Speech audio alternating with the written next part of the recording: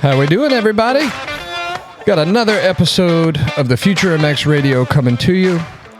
A Future Motocross production.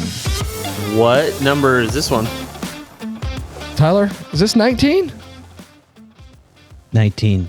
Is it? Maybe. I thought it was 20. I thought it was 22. Oh, it might be. 20 also. Maybe. I don't know. I'm a little jet lagged here as I just walked in the door. We're going to talk about some of our travels here, but we've got myself, your host, RJ Huss, co-host, Mr. Sugar Shane. Yes, sir. We've got our production manager here, Mr. Tyler Kasha. Hey, what's going on? And we got a guest, a first-timer on the show, Mr. Heath Door. What's going on? My title changes weekly. Yes, absolutely. Just like Future Motocross Productions. It's a new element that we have between all of our audio and video and photography and everything that we can do. So if anybody needs any of that stuff done, call us.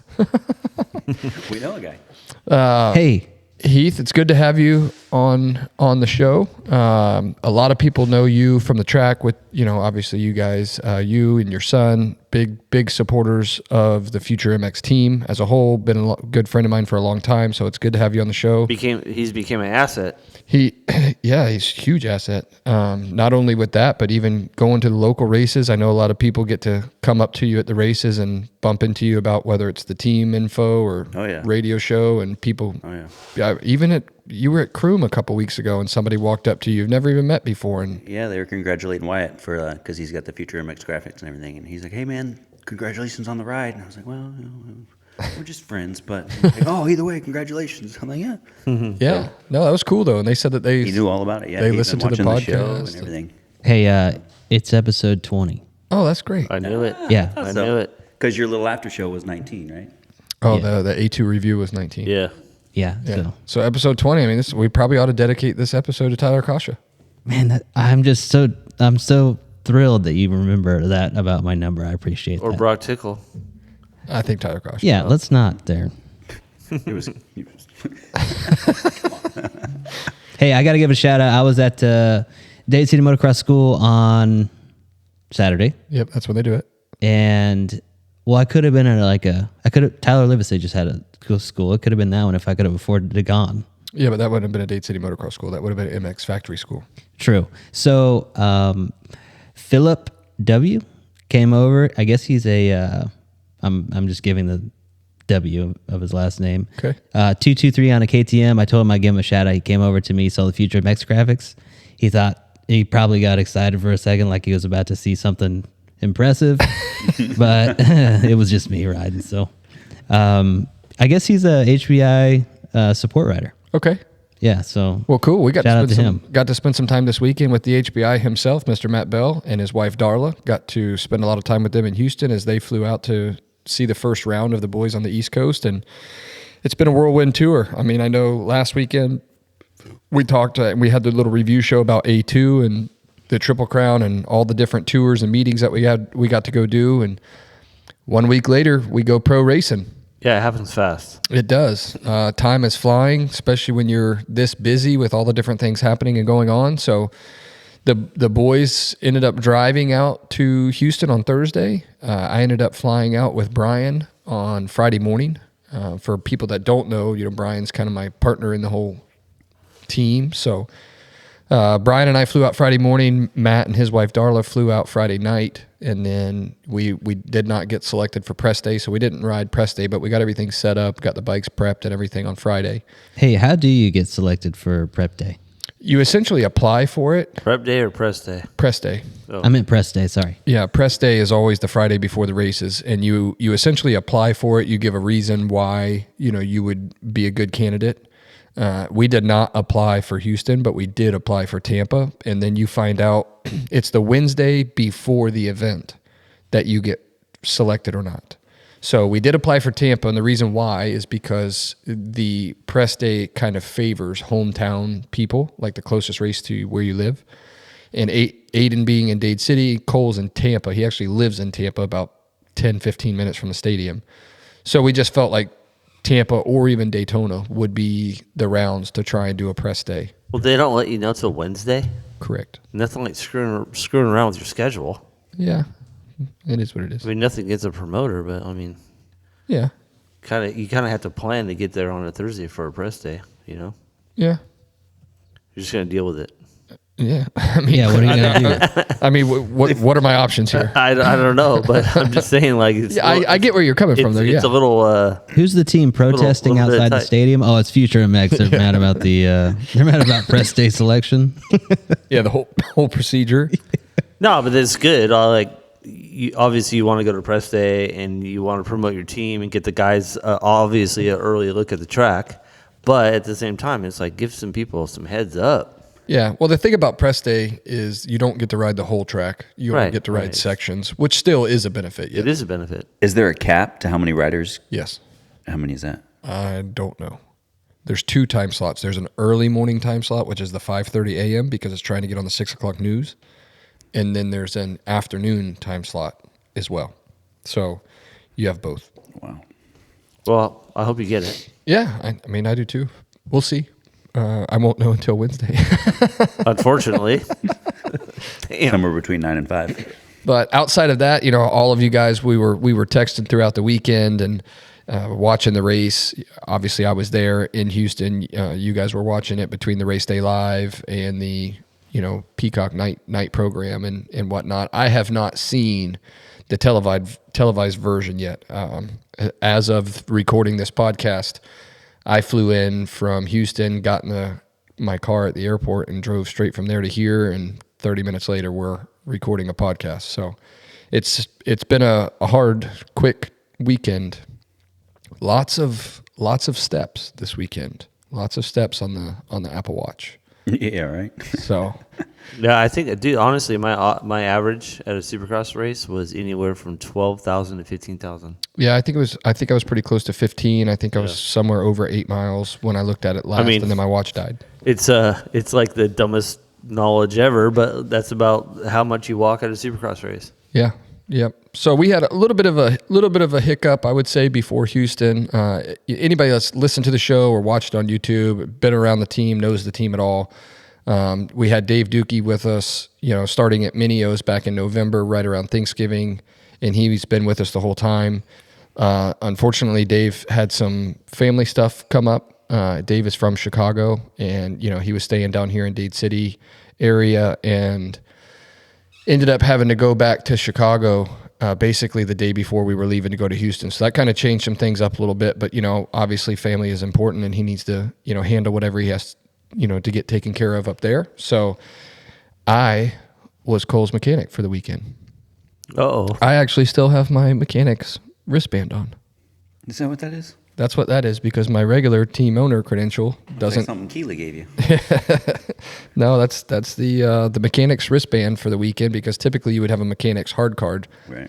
But because Dookie wasn't able to make it, then I had to go to the AMA trailer and get one for myself. But second time I've ever been on a Supercross track as a mechanic, so that was kind of cool. Just being able to go down there and see the whole thing. I mean, it's neat. There's a big difference of being on the track versus seeing it from the bleachers, and just the difference of the obstacles there. I mean, I'm sure everybody that watched the race or whatever, that 3-4, did you see the 3-4? Yeah. That the top guys started busting out. Chase, I think, it did it first, and then, Eli and Roxon did it too. But It looked like it became a thing for everybody. pretty much at the some top, point. pretty much the top 10 in the 450s. None of the 250s hit it, but the top 10 in the 450s did. And I mean, that thing was A big. couple 250s hit it. No? No, that thing was big. So no issues as a mechanic? Like, how do you think you did as far as your performance? Well, I would say probably the best mechanic in the pits outside. come on now. Outside of Pooh, and I think it shows in my rider. We talked about this during the day, but Cole had been a tick off of Ayden at the practice track For a while, and the boys. I would say probably anywhere between 3 to 5 seconds off of Ayden at the practice track. Wow. And in that first time qualifier, he actually did a faster qualifying time than Ayden, barely. He did a 58.80 and Ayden did a 58.81. Right. So at the end of the first qualifying times, they were sitting 41 and 42, which obviously only the top 40 go. So it was like, okay, guys, this next qualifying time, we got to shave some time here. And they actually both bettered their time in the second qualifying practice. Yeah. And Well, they're shaking off the jitters. They're getting more prone to the track, and yeah, and and the track changes too between the of two course. different practices. So lines get developed. yeah, and they did some track prep before the second one also, so that helps too. Track was a little bit faster in the second one, but overall they both dropped their time, and they ended up being 1/10 of a second apart. Yeah. And that put Ayden into the night show in 37th, and Cole was actually sitting in 42nd after that final combined qualifying times. However, there was a guy, I don't exactly know how to pronounce his name, but I think it's Reyes. He ended up taking a pretty good digger in the second qualifying time, and I believe he got knocked out, so they would not let him race. So the guy that was in 41st, the top four, anybody 41 through 44 is an alternate. So you still go down to the heat race fully geared up, ready to go racing. Right. So we went down to the night show. We knew Ayden was in, but Cole was sitting as the first alternate because the Reyes dude was out. So the guy that was in 41st already got in. So we were sitting as the first alternate. So if anybody didn't show up, if bike, mechanical failure, whatever, because Feld wants the gates to be full. Of course. So if anybody didn't show, we were in. And we went down to the tunnel. We were in line and staging and basically sitting right there. And right at the last minute, they were like, nope, everybody's here. So nothing came of fruition on that one. Nope. So he was fully geared up and ready to go when the first heat gate dropped. Cole was. But ended up having to go back to the truck and park the bike. But At least you guys got to join them down at the gate. but I would say that it was impressive to me for Cole because he had been a tick off the pace at the practice track. I mean, if you're 3 seconds off the Ayden, then you would kind of assume that would correspond to the races, Right. and it did not. I mean, they were right there. I mean, Cole stepped it up, and I will say mentally, Cole was cool as a cucumber the whole day. I mean, I figured nerves. Yeah, maybe he takes pressure a little bit better. Maybe he does. Maybe the big stage doesn't affect him as much. But it was impressive to see how their attitudes were throughout the day. I mean, I figured there would be some nerves, maybe a little bit of throwing up or stomach bug. I know Ayden went to the portalette probably 27 times. But Cole was calm, man. He was happy. It was good to see. He was happy. He was excited about his riding in practice. So I mean, it was good. But Shane, man, those things they're a rat race, man. It's a lot of moving parts in a very short period of time. Yeah. Non-stop. It's go, go, go. And you put up or shut up. I mean, pretty much. There was no breaks at all. I mean, it's like you get done, you go back, then you got to go over the bike all over again, which was awesome. Dan Truman actually hooked us up with a guy named Hal. I know Hal. I know. They talked about you. Did he really? Yeah. Did he call me Doc? No, he didn't say that. Oh, he used to call me Doc. But yeah, me and Hal will go way back. Yeah. He said that he used to help you guys in the 2 days. Two Motorsports. That's a solid dude. Yeah, man. He was solid old school Marine right there. Yeah. Marine for I think, what did he say, 17 years? A lot of years. Yeah. He was rock solid, man. He just shows up out of the blue. Dan called him, told him about Dan called me this week and he's like, "Hey, I just want to let you know that I called Hal to come help RJ out in Houston." I'm like, "Oh, that's perfect because the guy will do anything." Yeah, and I mean, here we are, the Clampets of the pit area, and completely forgot to bring chairs. Oh yeah. So we go all the way to Texas with no chairs. I mean, we have 3 bikes and everything, tools, all that spare parts. Yeah. No chairs. So I called. Once I got connected with Hal, he was like, "Do you need anything?" And I was like, "Matter of fact, you wouldn't happen to have any like camping chairs or outside chairs, would you?" Right. And he was like, "Yeah, man, no problem." So then on Friday when we were getting the bikes prepped, I was doing something. We actually took the number plate off for Dan to look at the mapping on the ECU. And when I put the number plate back on, you know how that has that little tab that comes out of the top of the number plate, that plastic piece that goes over the crossbar? Oh yeah. I snapped it right in half because it was so cold. I mean, the plastic was just like hard and brittle. Yeah. And I was trying to put it back in, it has that little slot that it has to go through. It's always a pain. And I'm like trying to get it bent enough to get it in there, and it just snaps in half. And I'm like, "Pooh, we got a drill? We can zip tie this thing back?" No drill. No drill bits. No nothing. All in the semi. So I called Hal. I'm like, "Hey, bud, need you again." Me again.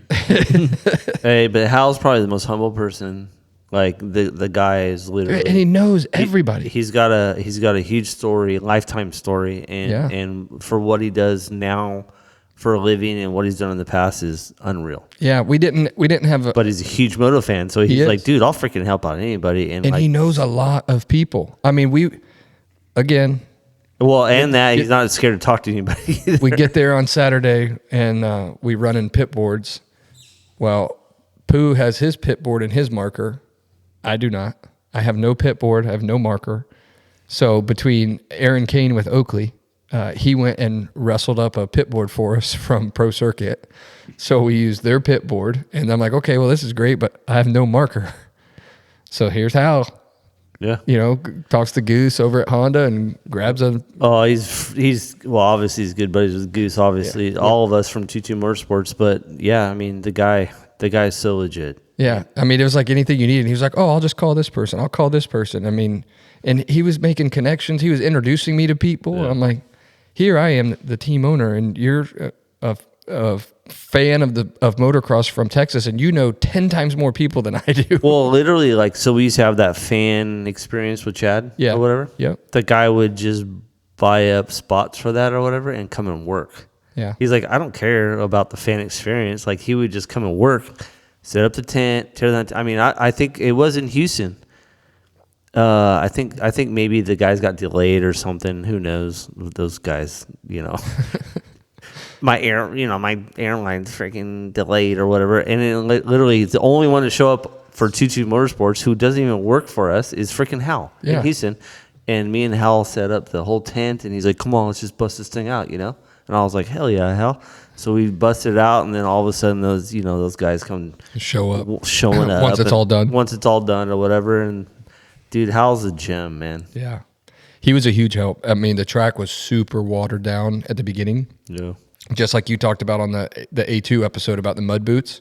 Yes. So I've got these shoes on that I'm wearing, which you can't see on camera, but Oakley just sent me these this week, brand new shoes, and I'm like, okay, I'm going to wear those to the race this weekend. Well, I only packed a backpack because I was flying and I didn't want to check a bag. Right. So I wear them out there. The track was so muddy during track walk. I'm like, this is what Shane's talking about. This is exactly what he's talking about. Yeah, it's terrible. Yeah, I got my brand new shoes all dirty. I was not happy. Well, it happens. That's why on the rig, when you take the rig to the race, everybody should be educated to bring a track walk set of shoes. Yeah. I was watching this weekend, though, because I remember your episode, and I was looking at it. It looked like everybody was wearing the same shoes. It was kind of funny watching everybody get to the top. It's like a roller coaster. You get up slow, and then you jog down and try to make your way up the next one so you don't fall. Yeah. Well, did you see Barsha and AP's track walk outfit? No, I did not. Barsha looked like a straight up cowboy. He had cowboy boots. That wasn't cowboy. That was goofball. Well, you get it. You know what he was going for. Yeah. I just want to know the last time Barsha rode a horse or a bull or did anything. Has he even pet a cow? Like he had the big belt buckle. He had a Texas collared button-up shirt on. Texas flag shirt. Cowboy hat, cowboy boots. I mean, he was committed to it. And then AP he had his boots. Yeah, he was wearing like AP's hat. Yeah. That's what similar. I mean, I could see AP jumping on a horse. Barsha, not so much. No. Like, come on, man. What is this, Hollywood or freaking dirt bike racing? Like AP's. He's cowboy legit. I feel like if he wasn't AP racing, is a better character. No, I feel like if AP wasn't racing, he would work on a ranch. You know what I mean? Probably, yeah. Or have it's his personality. Yeah, for sure. Barsha, come on, dude. Actually, Coop and AP were racing, I guess, in the main event, where they're like second, third, first and second, something. They were up in the front, and I was all excited. And I said, 2 country boys, and Wyatt said, Cooper's not country. And I said, well, he likes country music and you stuff. Want to bet? He's country soul, whatever. So we were arguing about it. No, okay. Yeah. AP was riding good this weekend. Dude, phenomenal. He was. He looked really good. Which we'll get into that. We'll talk about some of the results and the highs and the lows of the night, but ended up, after the qualifying, we talked about the heats. Cole was one out as the first alternate and did not make it in, so he didn't get to go. Ayden was in heat 2 because he was an odd number, so evens go in heat 1, odds go in heat 2. So he was in heat 2, put it on the ground multiple times in the heat. Tip overs, fall overs, went down in the whoops. Ended up having to go to LCQ. I believe he was running somewhere around 8th to 10th in the LCQ on the first or second lap, and went into the rhythm section right before the whoops. So anybody that was watching, they made that big bowl turn to the left into the whoop section. It was right before that on the rhythm, and he overjumped one of them, or actually no, he didn't. He framed it. He came up short on one of those rhythms, and his head went down into his crossbar pad on his bars, and it pushed his goggles up. So he couldn't see. The bottom of his goggles were in his eyes, and he hit the next jump blind, basically, and went right over the bars. Absolutely ate it. And the bike, it broke the clutch lever completely off. Like, the clutch lever was gone. Not even just there was no nub or anything. That was in the LCQ, though, right? Yeah, that was the LCQ. So the people that were like, we saw him pushing the bike. What's wrong with the bike? I'm like, I don't know. I can't talk to him. He's on the track. And I ended up, when they got back to the truck, I was like, what's going on? He was like, there's no clutch lever at all. I mean, there's nothing to grab whatsoever. So he just put it in neutral and pushed it. Are the 250s hydraulic or no, just cable? Hydraulic. Okay, so he snapped that off, and did you have another one? I guess he was done for the night anyway. He was done for the night at that point. It's still snapped off currently. It is. Yeah, you're not changing a clutch lever on the side of the track during the LCQ. Yeah, I mean, it would have been pointless to even continue to try and ride at that point. Are you guys? Sorry, I don't know. I mean, I do know, but are you guys on Pirellis? Yes. You guys happy with? I mean, I don't know. Like, have you heard any feedback as far as the riders or whatever? There's quite a few people at the track that I did not realize that are running Pirellis. Yeah.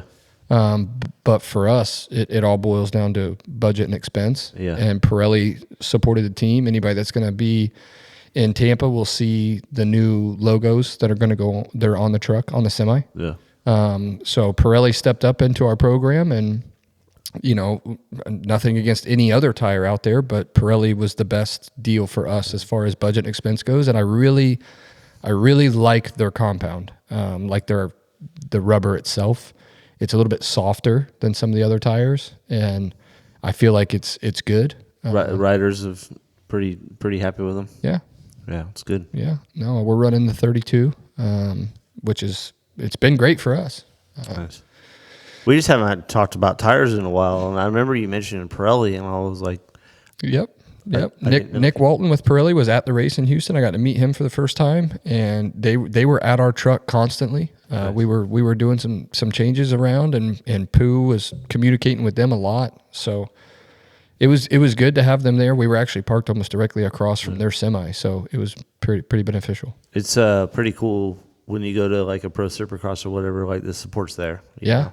Yeah, no, that was big, and so needless to say, I mean, everybody can understand how it works and how it goes. But Ayden did not make it into the main event, but he did make it in the night show, and Cole was one off. So that's about the extent of the Future MX. They are currently, as we speak, driving back from Texas. Yeah. So they've got a long trip back, but they are en route. But outside of the Future MX stuff, it was a fun night of racing. I mean, Yeah, it was. That 450 LCQ was a blast to watch. That last turn with Chiz and A-Ray, and I mean, did you see A-Ray just? Yeah, it was Norin on the Cowie. Yeah. Yeah, A-Ray was, I mean, so close, and he was in. Yeah, but he hit Norin's just bike. It's ricocheted off Norin, and how do you hit a down rider? Handlebars or something. Yeah. It's like, man, if you would have just gone 6 inches over, you made it into the LC or made it into the main. And I'm like, wow. How about Chiz though? Just getting, but you know what? Dirty. You know what cost him that? Getting that spot? Kicking that bike. If he would have had a push button, because A-Ray would have passed him and gone in. But then when A-Ray went down, it made more time. Yeah. So nobody had gone across the line yet, and he's over there trying to kick it. He was the first one up too. He never went down. Yeah, well, yeah, you're right. You're right. He was kicking and kicking. Chiz never went down. He just hit and stalled when. Yeah, the old Suzuki flamed out, and then he's probably like, just start pushing I'm up not the hill. I'm not gonna say it, but like he's probably like shit because he was like, damn, I gotta pull this lever out and kick the hell out of it. And he did Let kick me it. find neutral. Yeah, he kicked it for a while Yes, too. he did.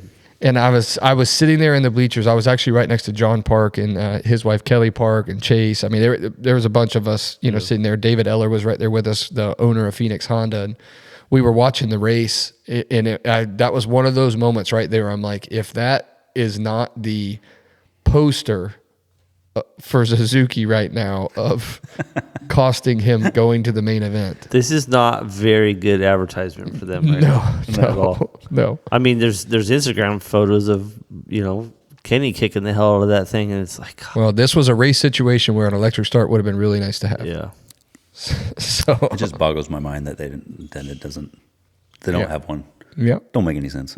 Well, what's weird is during the heat races and stuff, Suzuki is sponsoring or has, I'm guessing, some type of stake into the heat races. You can see the Suzuki logo under the running order, and then they have the superimposed Suzuki logo on the start. So it's like you're still advertising. Yeah. Fix your motorcycle. Take some of that budget and put it into an electric start. It's I mean, when I was at Suzuki, factory Suzuki, it like back then everybody kicked their bikes, and, Right. and we were top dogs back then. Yeah. No, you And it's almost like that time frame that I was with them. Everything paused. yeah. Honestly, Well, what you talked about on the episode that 18 that I wasn't here when Burner was in here, and at that time when you were with Suzuki, Burner was with Suzuki. Mm-hmm. I mean, those were some of their prime years. I mean, that was in my mind that was kind of like at their peak, and then it just stopped. when I was with, well, it didn't just stop. It was a slow, gradual process. Like their main headquarters in Brea, California, or whatever, all of a sudden just shut down, and I was like, oh, this is a weird sign. 'Cause I went there. That's where I got that banner right there. I went to the headquarters, and then all of a sudden, like, all right, well, everybody has to start working for Yoshimura, and it's like at that point, it's almost like all these other entities took over the racing program for Suzuki or whatever, but it's still the same Yeah. stuff from back then. Yeah. It's weird. So it's like, I don't know, we could say fix your bike, but it's like, who's really in charge, and like, what are they thinking in their heads? Obviously their outboard motors on boats are fabulous. I had one, and I think they may have like took their direction in other places. Yeah. You know? Well, I think that was not the best look for them in the LCQ. But moving on from that, the heat races had some great racing. Yeah. And I'll tell you, let me backtrack here for a second. The time qualifying. Did any of you had Max Anstey being the fastest qualifier? No. Maybe not fastest. Both practices, fastest qualifier. Yeah. He was ripping. And honestly, like, I tried to go in because I don't know the fantasy cutoff, but I tried to go in and like put him on my team after qualifying, and I did, and it said the time was expired. Yeah. So you have to pick your fantasy before the first heat race. Yeah, but like 2 minutes before, I literally waited till the very last minute, and I'm looking, and I almost picked Anstey, but I was like, maybe it was just a fluke, whatever. So I had to pick Ayden, I had to pick a couple other guys, whatever. But so I didn't pick him, and then he goes and wins. I'm like, damn. That was huge, though. Like, wow, like super. Even during the main, like the whole night. Like, no, I picked him. He was on my team, so he was my all-star, and because he had a 6 handicap. But I still beat you. But I still beat you. Yeah. Yeah. Did you? Yeah, dude. Come on, man. I've been getting like top 3s. Did you really? Let me pull this up. I was pulling mine up on the way here, and then I haven't seen. So the thing is when you go to our league, you got to make sure you're selecting just Houston, not the overall. Just Houston, yeah. So Cole ended up winning. I saw Cole won, and then I think the full blown league or whatever is still. What place did I get? I'm looking it up right now. I got 210 points, I think. Total. Monk is in the lead. Monk is still in the lead overall of the whole series, and he ended up getting second. You did not beat me. Yes, I did. No, you didn't. You got 13th. Yeah, what did you get? 15th, 16th? No, I got 7th. What did I get? Okay. I looked at the overall results. So You got 9th. Hey. Tyler, you got 11th. It wasn't a good night. No. Who'd you have? You know what? It's funny. You'll ask me that, and if I'm not looking at it, but I had Nice, I had Justin Hill. He was another failure, and I wasted my pick on what's his name? He's around here, hangs out with Jet and them. His brother Hunter? No. On the KTM. No, Simple Jack Chambers. Jack Chambers. yeah. Wasted that pick. Yeah, because he got 5th in the LCQ, right? He ran into the back of that Cowie and That's right. blew I his know. chances. So yeah, it was not a good Barely night. nicked his tire, went down. In hindsight, I would have gone rookies, man. Dude, I picked rookies. Hymas, and I thought I had a pretty good setup, but yeah, I had Hymas, I had Anstey, I want to say I had Deegan. you waited on Nancy to the last minute. I didn't did, you? because I did not have Anstey in mine at all as my all-star, Right. because I didn't know. I had Hunter. Yeah. Yeah, which, I mean, that's a solid lock right there. But no, for Houston, you did not beat me. So let's just make that clear. Oh, I thought I did. No, you're, overall, you're ahead of me. yeah. Yeah, but we're only 4 rounds. I had a good last 2 weekends on that fantasy, but Yeah, the top 5 for Houston as far as the Future MX League on Pulp was Cole, which I still owe him the $100. He asked for it last night, and I only had $84. So I said, you can either take the 84, and he's like, no, I'll wait for the 100. 100's never coming, son. You should have took that 84. he wants the Benjamin. And then Monk was second. Bo Parton, who was actually on my flight back from Houston, we flew back, and he was third. Dolph, he was fourth. Dalton Keevan. So Dolph was fourth, and They then called Dolph. I haven't talked to that old boy in a while. and then Ryan Sipes was fifth. Really? Yep, Pooh was sixth. I was seventh. Zacho crushed it in the beginning of the He had series, and I don't know what the hell's going on with him. He had Terrible. a bad night. Welcome to fantasy. He was behind you. He was in I know. he was in 17th. Hey, and how about Dan Truman, 18th? Dan sucks every weekend. I don't know why. I think he just tries to send it like With crazy handicap. yeah, like picks and like stuff, 16 Yeah, handicap he's guys got his that are- own way of doing it. Yeah. for that sure. are probably not going to make the main. Yeah. And I did that at the beginning of the year, like for A1 and A2, or A1 in San Diego. Those were the first two. A1 and A3. No. A1 in round 3. Yeah.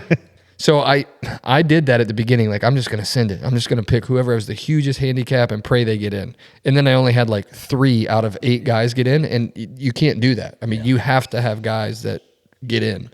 So anyway, there's our future. Hey, MX radio. honestly, the only reason why I knew Ayden made it, because I didn't watch all the time qualifying and all that stuff, was because he was on fantasy.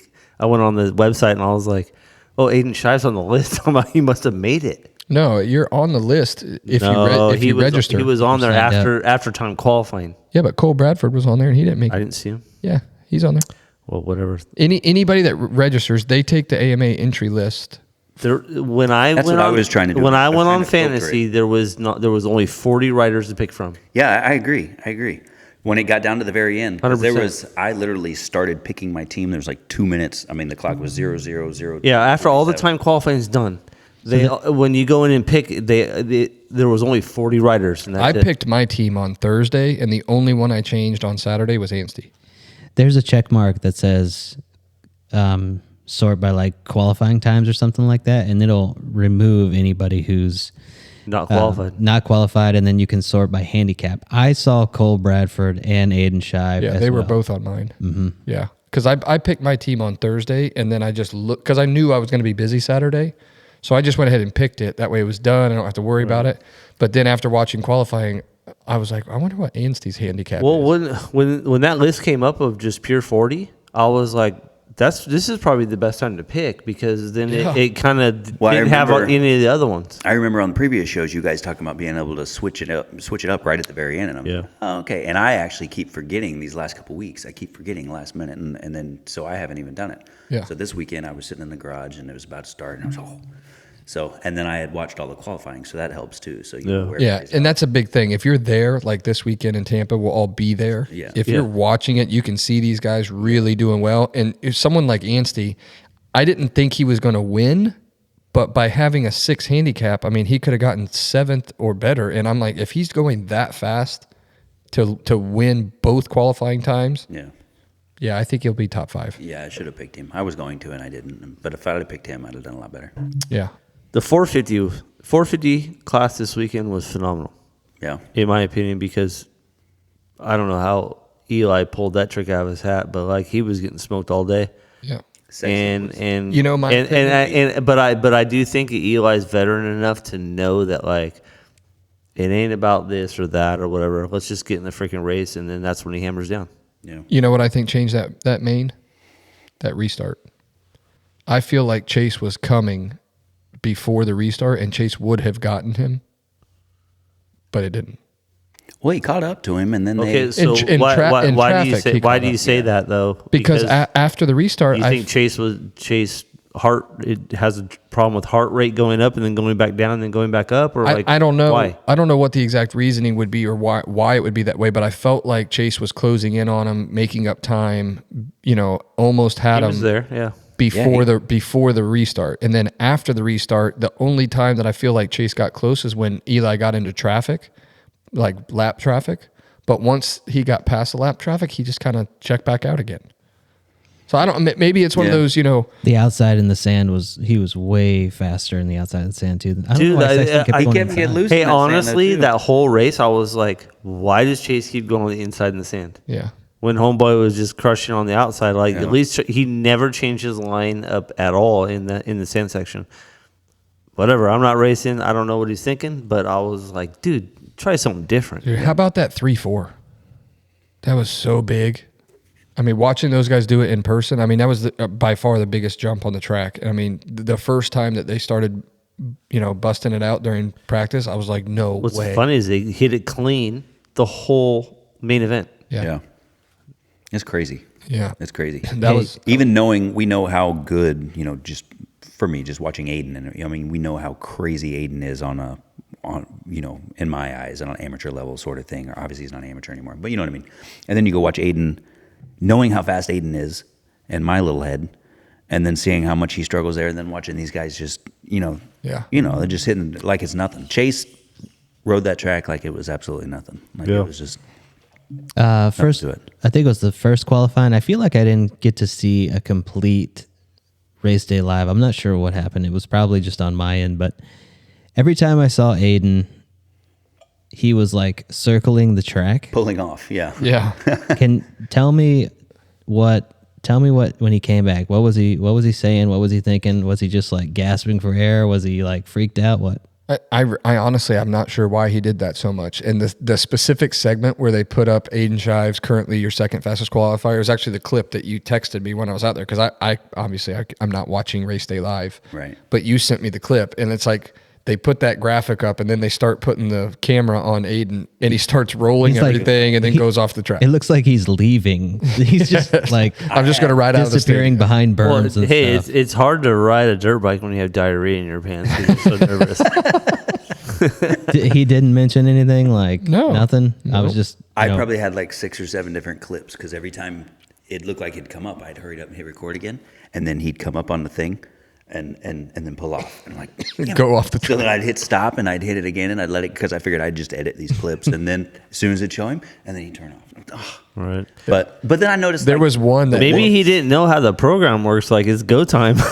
Well, we had a strategy that we've been practicing at the compound. Did he meet it?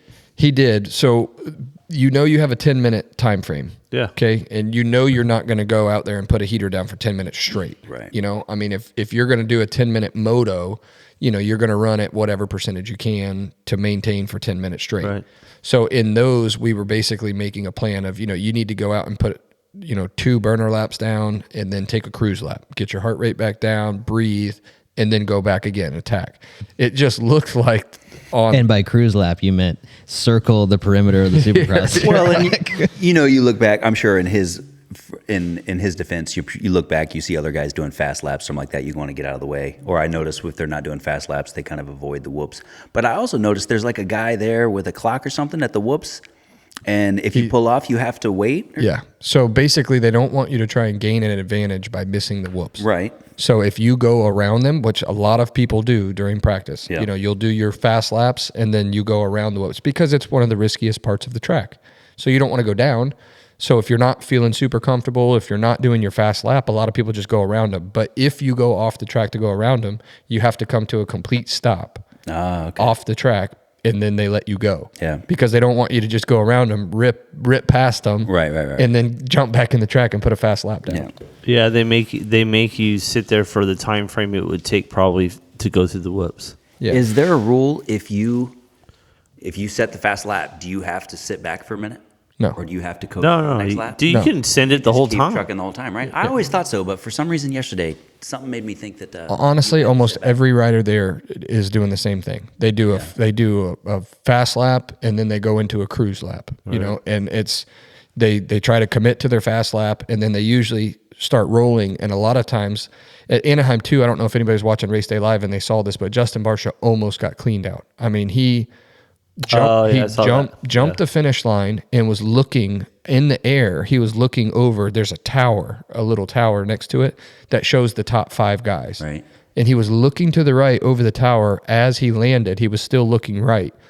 Missed the turn at A2, which was an immediate left, and right on the back side of that berm was a rhythm. And he went over the berm into the rhythm, and somebody was coming. Oh, yeah. So he didn't almost get cleaned out. He almost killed somebody else. Both. A little of both. I mean, a little of both. I mean, he essentially jumped, and he let go of the bike and fell off the bike, because if he wouldn't have dropped down, the guy was jumping, and if he wouldn't have lowered himself, then he would have been. Did he have his belt buckle on No. when he was pulling that maneuver?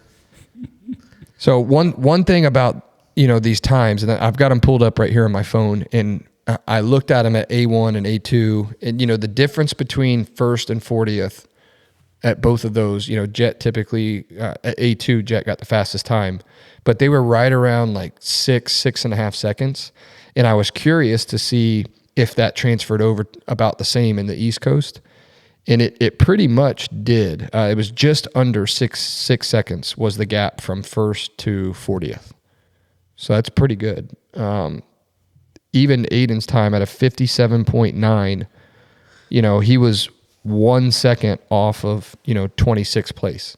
Well, by gaining that knowledge, then it kind of gives you a, hey, this is where you need to be. Yeah, you have to be. You pretty top 15 to be top 10 to you can gauge yourself if through you're the gonna week to get if there. you're going to make the night show, Right. Because you got to be in the top 40 to make the night show. If you're going to be in the night show, you essentially have to be within 6 seconds of the leader. I mean, you don't want to settle for 6 seconds underneath the No, leader, but not at all. You kind of can have a gauge of. But I mean, Ayden being in 37 overall in qualifying time with a 57.9, Garrett Hoffman was a 58.0, Matthew Curler 58.0, Ryan Floyd 58.0, Lane Allison 58.0, Cole Bradford in 42nd 58.1. Yeah. 1/10 of a second off of being off. I mean, that's the difference of charging your transitions harder, hitting your corners harder, committing to the whoops more, being more aggressive in certain areas of the track. I mean, scrubbing something a little bit more aggressively. That's that 0.1 second. Point one of a second is just blinking an eye. Yeah. It could be anything. Yeah. It's stupid. Literally, It's a stupid any amount of little time. thing. Well, and that's what I was telling Cole afterwards. I mean, you were so close, and anybody can look this up. It's public knowledge, so I'm not telling people that Ayden's rich or anything. But for Ayden, he was so jacked up because he got to make it into the night show. And as soon as you make it in the night show, even if you're dead last in the LCQ, which he was second to last in the LCQ, he makes $1,000, and that's big money for him. Oh, yeah. I mean, that's a lot. And then your Cowie contingency is only if you get in the night show. So the night show for the LCQ was $300. So that was a $1,300 night. So Ayden's probably like, I get paid to do this? Like, all right. I can, I get. Now, honestly, though, like for a young kid like Ayden, he's going to be more motivated to make it in the night show. So he's going to ride harder. Yeah. Yeah. Well, I was super excited that they made it. I mean, he's just got- that they made it. That's got to be big for him to make it Yeah. into the night show. he still has to buy a clutch lever and a radiator shroud. Damn, I wouldn't want to race for you. Yeah. Well, I figured you were going to say you were asked gonna hand me that to me. Yeah, he asked me afterwards. He's like, "Do I get to keep that money, or does that go to you?" And I'm like, "Dude, it's your money." He's the I'm one not out there on taking the your money. track risking his life. I'm not taking your money, but you do got to fix a clutch lever. Next week we'll talk. This week it's yours. So, but Cole was frustrated because I don't think he knew that, because we didn't even look at the payout until we were already, Right. after the fact. So I don't think he knew that. And he was like, I missed $1,300 by 0.1 Yeah. second. Yeah. One That's tenth of a racing. second. But And you I'm think like, you yeah, think you think Cole will qualify this weekend after that fact? we'll see. I mean, I think Home race. I mean, come Yeah. on. He's got to be. He's going to come in this weekend, I believe, with a little bit of motivation. Yeah, and I think he's going to have a little bit more confidence. Yeah. Because he did better than I thought, just because, like we talked about at the beginning of the show, the time gap that we see at the compound, we were just kind of assuming that was going to transfer over to racing, but it did not, and he did a lot better in the race environment than At least this weekend, the kid has a goal. yeah. Obviously, he's going to Houston. Maybe it's still not so much. Get used to it. Yeah. This weekend, he was right there. So, like, if he just sets a simple goal of, like, dude, I got to get into this night show, Yeah. I think he'll make it happen. I think he does. That's my prediction. I think he does. I think that's Yeah. possible. I think he knows what it takes, and I think that he knows that it's the little things now. Like, it's such a fine-tuned portion of it now to make it happen. Right. Hey, Shane, have you ever heard of a team that took a percentage of the riders' winnings in order to? Absolutely not. No, you've never heard of that? Never heard of that. I'd be curious if. I've heard of agents taking a percentage off of everything, but not a team. I've heard that multiple times. I know of one right now that's in the pit paddock or in the pro pits. Is it Smart Top? I'm not going to say their name because Oh. I don't want to go there. I was just guessing. I was just throwing a name out there. Yeah, I'm not going to say their name, but I know for a fact that there's a team. Taking a percentage. Yeah. Oh. a team? Yes. Not an agent, a team. A team. I know for a fact because I know one of the riders very well, and that team gets some of the winnings. So, like, it'd be, I'm thinking it's 20%. You got to pay to your team. I do not know the percentage, but I do know that there is at least one, but I'm assuming there's probably multiple. Why do you, give me an honest opinion. Well, why do you think that is? I've never heard of it, so I think it you. all boils down to the contracts that people have in place, and I think that if you're, I can't speak for factory contracts because I've never seen a factory level contract, but when you're outside of the factory level, when you're not a coupe or a Tomac or whatever, then you have to start shopping for what are the best options for you, and if there's nothing lined up on the table. And this team basically says, we're going to take you to the races. We're going to provide you with, 2 bikes because that's what it could be. I mean, every team is different. But if you have a team that says, this is what we're going to provide, in return, your obligations to the team is, X, Y, and Z. And one of those line items is, we get X amount of winnings. I could see where that is cool. The other side is mechanics. Mechanics. Yeah, I can see where that's cool if that percentage that goes to the team gets divvied up for the people that are actually working their butts off to get to the races and help that rider out or whatever. I could see that, but as far as just we're gonna take your 20%, I don't know how it works. I don't know the percentage. It could be 10, it could be 5, whatever. It could be 50. I have no idea. Yeah. Never heard of that. I don't know. I know that there's incentive bonuses, for mechanics and teams and stuff like that. Like, the better the rider does, the better the team, mechanic, right. His mechanic gets a bonus or whatever it is. But, I do know. And the thing is that you're not talking about like factory level teams. I think this is more of, kind of your sub level teams that are, this is what our offer is. And if you like the deal, you go. But if you have nothing on the table and you have no ride or nothing lined up, why would you not take that deal? I mean, if I'm getting, let's just use last night as an example. If Ayden got $1,300 by making it and we said, hey, we're going to take, 10% out of that goes towards the team to help with operating expenses. So it's only $130 bucks. It's $130 and he's still making, $1,170. Well, if you had, that's a clutch over. And if you had nothing lined up, if there was no other way for you to go racing, why would you not do that? It's not that, to me, it's not that far out from the realm of reality. I feel like historically, wasn't there didn't the Rocky Mountain team have a couple guys who would pay to be on the team so that they could have access to the factory KTM stuff at some point a couple years ago? Not the Rocky Mountain team. Yeah. The one that Rides Unlimited. Yes. There's a lot of pay to play. Yeah, like a pay to play and- thing. Yeah. And I didn't even know some of the teams that were there this weekend are pay to play. I mean, when I was looking around at some of the different options, I mean, there's actually more than a few, and I was not familiar with that. I thought there was only one, actually two that I knew of, but there's more than that are pay to play. This is just me, and you can tell me to shut up. All right. But not yet, Tyler. But I just feel like if you're all gonna go racing, Yep. have your shit together enough to where you don't have to take money out of the riders' pockets. Yeah. Well, I mean, yeah, but It's their professional bikes. race. It's professional the racing. team's bikes. How much is that worth to you to have the bike and taken care of and all that stuff? It's not. What do you mean? It's the team's. What's What do you mean? any different of paying a team to ride for them? There's no difference. If you're going to pay for a spot on a team, in versus taking a percentage of income, I just don't understand somebody that's not making any money to ride to go pay to race a race that you're gonna make minimal amount of money. I just don't fathom the idea.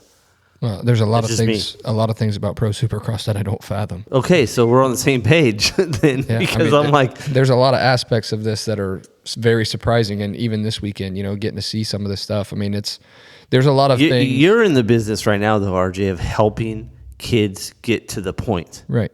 of becoming to that level, right? Right. Why would you charge them to do that? Because it's a huge expense. It's a huge expense. And I can fully understand and see why these teams that do charge and do the pay to play, because they're trying to offset how much it costs. Because, just like for us, if it wasn't for the sponsors that we do have, which we're still nowhere where we need to be budget wise. Right. I mean, that's why the semi wasn't in Houston. And I got that question a lot when we were out there. Where's the semi? Semi's sitting in the yard in Dade City because it's not coming out here because of the cost. So, I mean, it's so expensive as it is that I know the reason that those teams are doing it is because they're trying to offset some of those costs. I mean, if you have, I'm just going to use an easy number. If you have 4 riders that are paying $25,000 to ride for your team, there's $100,000 a year income. That $100,000 is something that would be huge for a budget. Okay, but by when I say that you should have your stuff together to go racing or whatever, and I feel like some people instead are instead of finding those sponsors and selling your product or your advertisement for that company, they would rather charge the riders than actually go out and find the people that want to advertise for the company. Well, the thing is that you might think that $25,000 is a lot of money to a rider. Some riders it is. Not if you're going to try and do it by yourself. If you're going to try and drive yourself to every round, you're going to spend well over $25,000. So if you have a transporter that's taking your bikes to the races for you, and those teams come with some type of gear deal or whatever, Right. you're saving way more than $25,000. And don't get me wrong, I've never been at that level in racing. Yeah, but you're not talking about factory guys here. You're No, talking about guys that potentially have. That's no what ride. I'm saying. Does that make sense for them? I don't know. That's why I'm asking. That's why I'm like, hey, does it make sense to me? Yeah. Does that It makes sense to me if you're a privateer and you have no option, you have no ride, no offer from anybody, and you're going to go do it on your own as a true privateer out of your own owned vehicles. right? The fuel, the travel, the time, it's a lot. And if that- you can pay somebody that has a semi to has your race bike on the semi for the series, that's huge. Another part of me doesn't understand it because there's a lot of privateers that would pay out a bunch of money, right, to go do what you're saying, against guys that don't pay, that are going to be there and win championships. Yeah, but they're two different levels. It's that's the thing. insane. And that's what bothers me the most, I think. And maybe people are confused by what I'm saying. There's 2 different levels in pro racing. Why? Factory and privateer. Why? Why?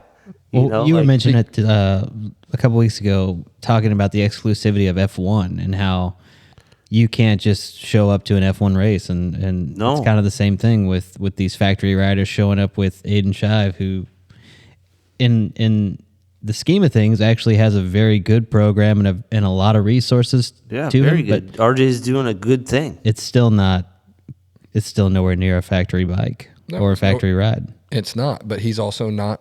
He has not earned that at this moment. I mean, the guys that are on factory bikes with factory teams and big salaries and contracts have earned that right, to do that. And, I'm not going to beat around the bush. I'll be straight up. I mean, if you're not a top 10 guy in the main event, you're probably not getting that much support. I mean, a guy in 18th place, I'm going to use some people that we know, and I'm not going to get into the specifics about their program, but let's talk about it. AJ Catanzaro. He doesn't have a ton of help in his corner, and he made the main. He did make the main. Yeah, he had a flat front tire and ended up going down. To Shane's point, in good fashion though, like he was there. Yeah. He was on my fantasy team. He had a 14 handicap. I think so it bothers me that somebody has to pay to go to work. Well, to me, it's a job. It's a job. There's other jobs though. But part of it, yes, we can call it work, but part of it's also chasing a dream. Yeah, that's what I was gonna say. Is they're chasing a dream. They have that level, but they're not quite there, and they still want to pay to play, like you say. So they're still going to try, and that's an effective way to try. I mean, when you have somebody taking care of a lot of your program for you, then it's huge. You had talked about kind of having that same avenue of income with Future MX when we were at Loretta's. Yep, same thing. We talked about a pay-to-play program, and I'm not at that point yet. Yeah. But I can tell you right now, and I'd be straight up, if we had 100,000 amateur level, I 100% agree with it. Yeah. I'm talking about either. I'm just saying once you reach the professional level, you're on freaking TV, you're trying to qualify or whatever. If you're out there paying to be there, it's just weird to me. Amateur level, yes, you can take a young kid like Carson and, hey, pay us this amount of money. We're going to take your bike to the amateur races or whatever. We're going to give you this level of support. But in professional racing, I just think it's weird. Wow. You're right. I mean, the bench warmers in the NFL are making money. And, exactly. If you're not. I don't choose a sport. Choose a sport. Yeah, right. You're right. But it's the same thing that Steve Estefan said on another podcast that actually Chris Wood sent me, and I watched when we were flying to A2. And he is very much so right. And I talked to Seth about it when we were at 2, Seth Rarick. Yeah. A lot of the other motorsports like NASCAR or F1, the promoter is paying the team. Even Monster Jam, Feld owns the trucks. We talked about this already, and I could have Steve Estefan sit here. I've dealt with Steve, not dealt with him personally, but dealt with him a lot in the years because he represented Chad and a lot of people that I knew. I think he thinks it's weird too. He did. It's exactly what he said. And I think it's sad that these guys would have to do that at the pro level, not the amateur level. Yeah.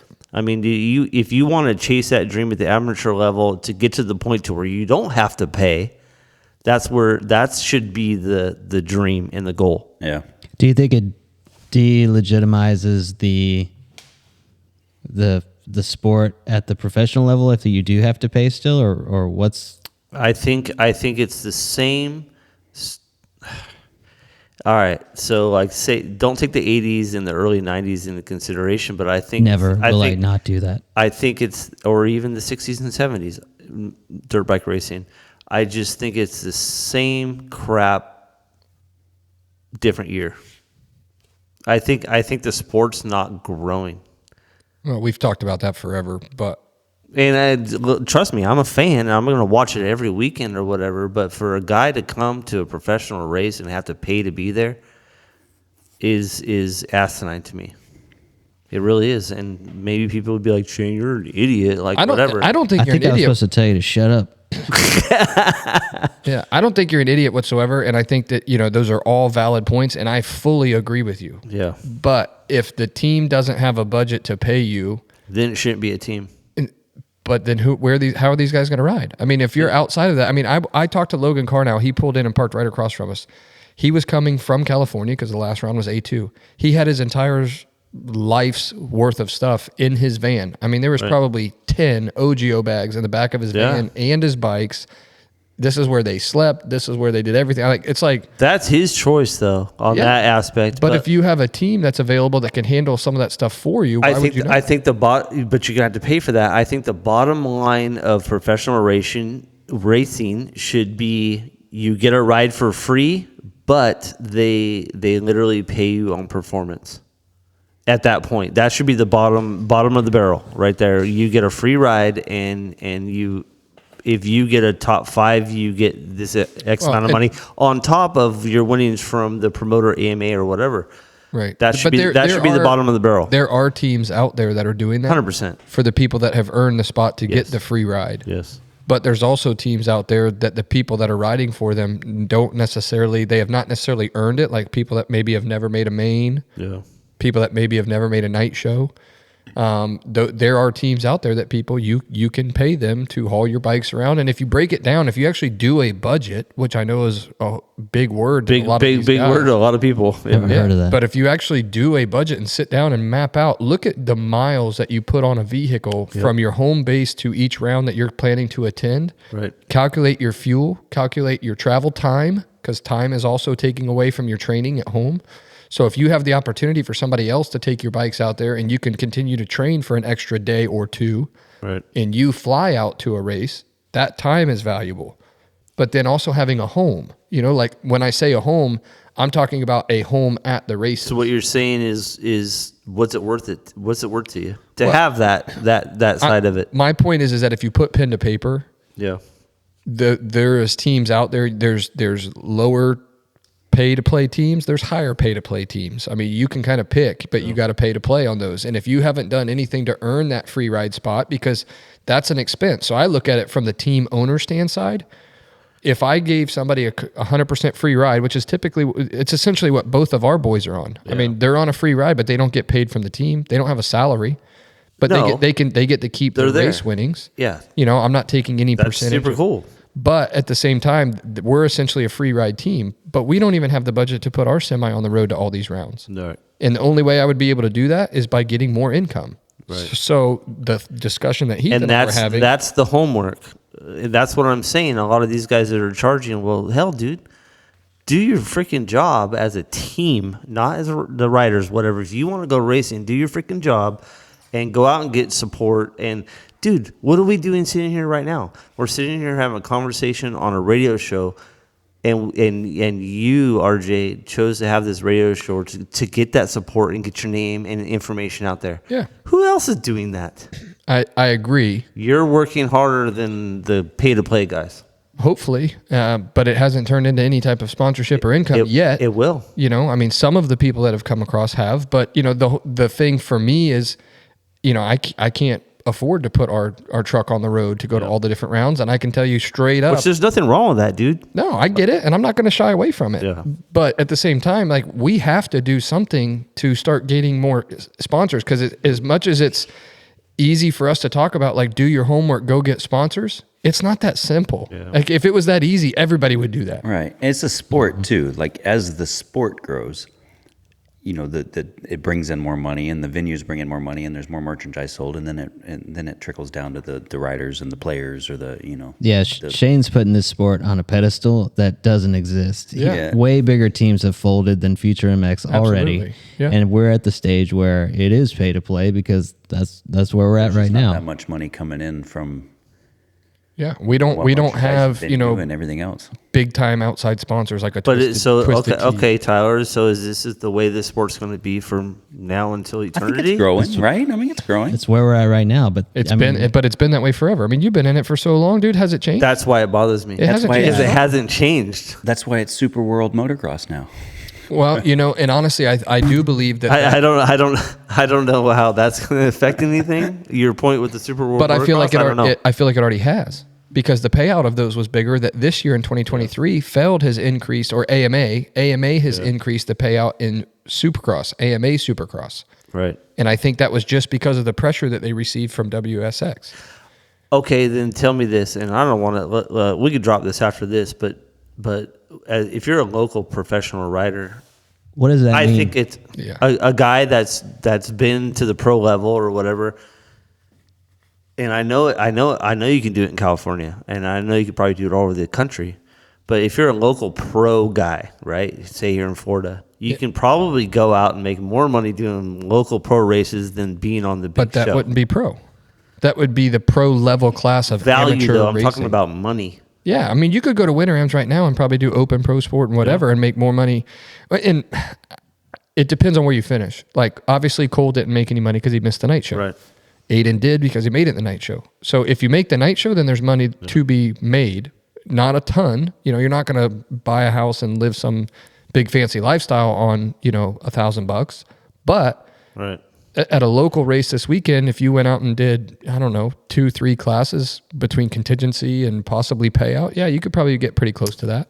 I just think it's, listen, you can come out of a Supercross race. If you make it to Supercross, you can come out of Supercross with your life changed. You're out there risking your life, injury, bad things can happen. Look at Dylan Ferrandis. Exactly, in that racing. If you're going out there to pay to do that, Yeah. that's ridiculous to me. It is. You should be at least be making money to freaking cover your hospital bills or whatever, to be able to go buy a house. Like, Trust come on. me, I fully agree with that. Yeah. I fully agree with that. And I am on the same page as that goes, but I feel that if you want to get to the level where you can get to that point where you're covering medical Which bills is very and buying slim. a house, Those levels are slim. yeah, that you have to earn and you have to get to do. And I mean, there's so many people right now that are just trying to get there. I mean, anybody that did not make the main. I mean, anybody that was 5th or less in the LCQ. Right. I mean, there was quite a few people in that LCQ that we know. I mean, it was pretty stacked. I mean, we talked about Jack Chambers earlier. He's a good friend of ours, good friend of mine. You know, he's a great kid, very polite, very nice and everything, but he didn't make it. Yeah. Caden Braswell, one of our good buddies, Phoenix Honda, David Eller's, rider, teammates to Cullen Park, didn't make it. Yep. I mean, and Braswell was the Horizon Award winner at Loretta's last year. But I honestly think that as much as the factories are dabbling into the amateur ranks, is making it worse because Maybe like the other guys that aren't on those freaking factory teams for amateurs or whatever, they're kind of like assed out a little bit. You know what I mean? I don't know. That's a long conversation. Yeah, I mean, we've beat this one into the ground, so I think we need to move on from it. But my whole point, Are you cutting me off? just to Yeah, you lost me when you said that what'd you say, the professional ranks are dabbling too much in the amateur ranks or something, or the pro teams? Well, they always no, like they always have the factories. The factories are, let's just. They always have, but like it seems like their presence is getting a lot lower in the age group. Well, I would probably go against that. They're farming these kids, and the kids that aren't farmed by them are kind of like, oh, shit. Like they're struggling their whole life trying to get to that level. So, are we going to Tampa this weekend? Yeah. Again, I mean that conversation could go on forever, and I mean obviously people are going to have different views and different. It's my opinions of opinion. it. I agree with And the opinion. everybody can tell me to piss off. That's not going to affect my life at all. I get that. And I do agree with, the riders at all. Anybody that's risking their life on that Supercross track should be getting paid. Yeah. And I get that. But at the same time, not everyone gets a trophy. And No, we're not talking trophies, Jack. We're talking green cash. Bro. if you make the night show, then you get paid. If you don't make the night show, then you don't get paid. Yeah. And as far as the teams go, if you want to pay to play, that just boils down to a personal budget. It's your choice. That's a personal budget thing, because if you put the dollars and cents down on paper, it actually makes sense, quite a bit of sense, to go do that. I mean, you talk about someone like a TPJ, Teddy Parks. That guy is doing it not only out of the goodness of his heart, but it's not that expensive to go do the TPJ program. The TPJ program, you can either choose one or the other coast as a lights guy, or you can pay for the whole 450 series. And that is even bigger. I mean, the 17 rounds of a 450, It's just look at what Oakland's going to do. It's just a different way of doing things. If you were on a 450 right now, think about your fuel bill and your time to have to go from Tampa to Oakland, California to Dallas. That's huge. That one fuel bill by itself would take up majority of those costs. So It would be all of Ayden's winnings. Yeah. For it'd sure. be way That's more what than I'm that. thinking. Yeah. I mean, I He was talked to driving a Corolla. but the other thing is time. The time that it would take to go from Florida to California to race that race and then turn around and drive from there to Dallas. When you can get a flight and go in and out and save 4 days on the practice track, that's a big difference. You couldn't even do it with your current program anyway, because like you don't have guys out there building. Like say you left Tampa Saturday night and a truck leaves to go out to Oakland. Well, that's a West Coast race anyway. But if you're on a 450, couldn't do it because it's like who's going to build the bike. Like, there's way more stuff that goes behind it than just driving there, you know? Yeah. Trust me, there's a lot. And there's a lot of things that I do not understand about the sport, and I don't really want to sit here and put everybody on blast. But, there's a lot of things that I don't understand. I really, again, I kind of go back to what we've talked about previously, and even what Astafan said on his show, and I agree with him that, I feel like teams that are trying to help people and support people should be getting a little bit more. Because right now we don't get anything. We pay for every part of the program. I'll give you my word of advice and I'll shut up. I think that, like HBI tax, find outside sponsors outside of the industry is the only way it's going to happen. It's easier said than done, though. Go find them. No. I'm not your agent for the team. But my point is it's easier said than done. I mean, we can sit here and say, that's the best option versus trying to milk a cow out of sponsors in the industry, because they're soaking up with how many teams and trying to, knocking on their door every week or whatever, trying to get something out of them. Yeah, but at the same time, our sport is so small. I mean, people think that just because we're on the Peacock app and you can watch us on TV that we're a big time sport. We are not NFL. We have zero viewership compared to them. And when Ryan Dungey and Ricky Carmichael can walk right in front of me in the Anaheim John Wayne Airport, and no one stops them to say hi, no one goes out of their way to come grab them. You wouldn't see that with Patrick Mahomes or Tom Brady or Peyton Manning. I mean, or Wiz Khalifa. Any of them. My point to that is that you have some of the greatest guys to ever throw their leg over a motorcycle walking through an airport in the hub or the heart of motorcycle racing. And they can walk through untouched, unbothered. Nobody, They're household names within the fan base in the industry. Yeah, within the industry specifically. Yeah. And the industry is not large enough. I mean, I can tell you right now, Cooper Webb here in Florida could go to the International Mall and probably walk through the mall and go shopping and not one person say something to him. I mean, for sure, I know he can go to Happy Days and, and hang out with us and especially and not get recognized. In civilian clothes, you can, maybe in their uniform, but most people don't even know what they look like. But that's my point. So when the reason I'm saying that is that when you try to go attract an outside sponsor, the sport is not big enough to gain big sponsors. I know Twisted Tea is doing it. I know Progressive is doing it. I understand that. Yes, those are big sponsors. But when you look at anybody outside of factory level exposure, because they have the best of the best riders, I mean, why is Progressive and Twisted Tea involved right now this year? Well, Progressive stepped up and went out and got Kenny. And they're going to get a lot of exposure with Kenny because Kenny's exposure level is so much higher. When you have a guy that's getting 18th place in a main event that's on your team, your exposure level is pretty low. Yeah. I mean, even Ayden went out this weekend in the night show. How many times did you see him on TV during the main portion of the night show on Peacock? None. I never saw him. None. Listen, that's my point. So trying to go. I know that's hard. You would have to hire a full-time guy to go out and talk to Alvarez's taco stand, and he might love dirt bikes and be like, hell yeah, I'd put a taco on the side. I get it. But again, if it's somebody that loves the sport and they're involved, then they're probably already in. They're already in the industry. Like there's restaurants that are sponsoring people right now. Yeah. There's the people that are involved. My point is every one of these sponsors, it's all about exposure and ROI. Yeah. ROI is return on investment. Why would they want to sponsor somebody that's not making a main event or might barely be making a main event and getting 17th? The ROI on that is nothing. That's not going to go to the dealership and sell anything on Monday. Well, we've already talked about this too, though. Like, look at the following a lot of kids that you've dealt with so far have on social media. Right. Social media is huge. Besides TV and all that crap, like that's part of a lot to do with that's part of the exposure level. Yeah. But when you have someone like Kenny, which I don't even know. Tyler, do you know? He's over 1 million, right? Well over 1 million on Instagram. Yeah, I think so. It's funny you mentioned that because there's an Instagram page called, if you recall, Kenny, who recently posted a video of his kid riding down a hill and oh yeah riding down a hill snatched and him right before he grabbed him or something like that. What's funny is there's another Instagram page called 1.6 million. Okay, 1.6 million. Wow. So that video actually got reposted on an Instagram page called Kids Getting Hurt. Okay? Oh, like a hashtag or a tag? Yeah, like basically They have like 4.5 million followers at the time. Yeah. Of course, the comments were almost, one in.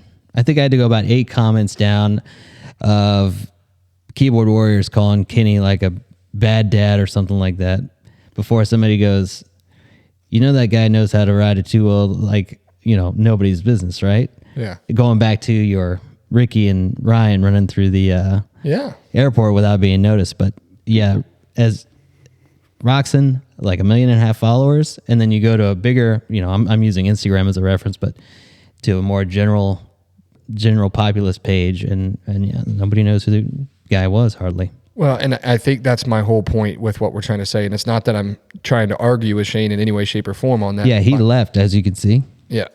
He has left. He is slamming the door. My whole point to that, though, is return on investment. And Heath and I actually had this conversation not long ago about sponsorships and, trying to acquire sponsorships. And that's one of those things that I would love to try and help people do, is how to become more marketable, how to make a change, in getting, sponsors or getting somebody on board. Is I feel like there's ways to educate people on the ROI side, because that's what it's all about. And I've had that conversation even with our own sponsors when I'm asking for more and I'm saying, hey, we are looking for this. What are you going to do to sell that much product that we're giving you?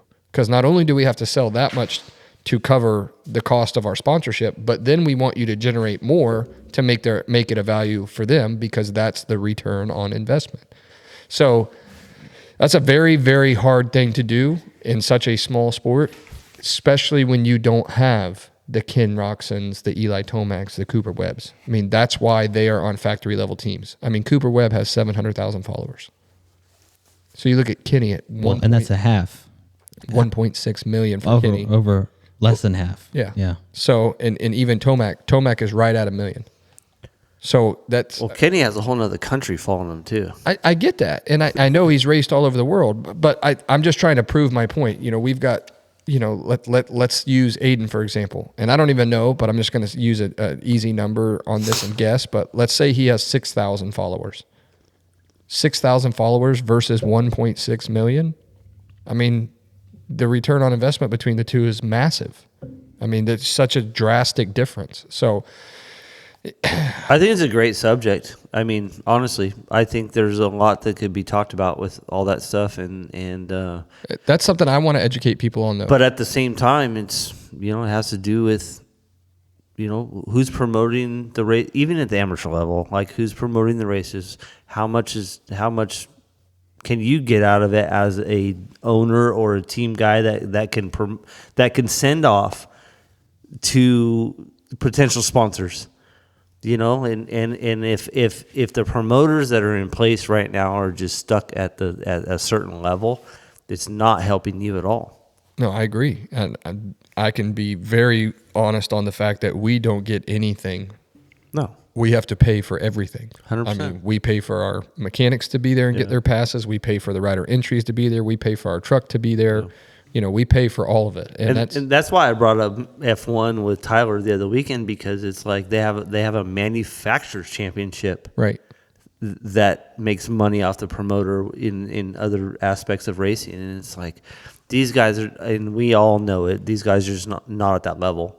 Yeah. And I want to watch, trust me, dude, I'm a super fan of this sport. I want to see it get bigger and everybody reap rewards from it. Well, the thing is when you have a new team like us that's bringing new riders to the table, a new team and new riders, to me, there should be some type of incentive for that. I'm not talking about you at all. No, I'm talking about I'm talking about the history of how things go within this racing organization that we call Supercross. I am talking about me, because this is where people need to hear it. So let me say this, is that I feel like there should be an incentive for a new team entering the sport in the paddock with new riders. That's new blood. 100%. I agree with you. There should be an incentive for that. 100%. I don't know how, but maybe there's like a new team incentive or whatever it may be, where you get X amount to try and bring new people into the sport, because that is how it grows. Because now my family that wasn't involved in this last year at all, my whole family is watching the race right now, which is growing your viewership.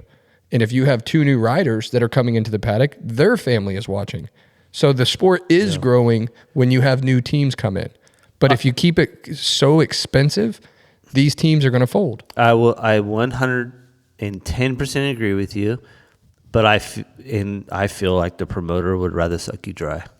I just don't think they care.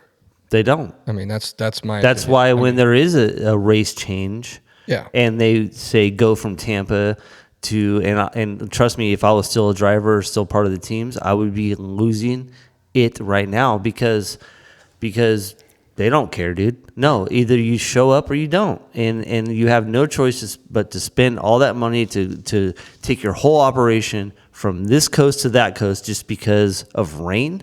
Piss off. Yeah. Like Well, maybe I talked about should be a union leader and start a union for the drivers of the teams. I don't know, but like that frustrated me a lot in my years of racing, and Well, we even talked about nothing happens. options there, and one of the options that could have happened in that scenario is hold the West Coast round in the East Coast, even though it's a West Coast race. It's just a track. It's just a track. Put the West Coast riders, put them in Orlando, Yeah.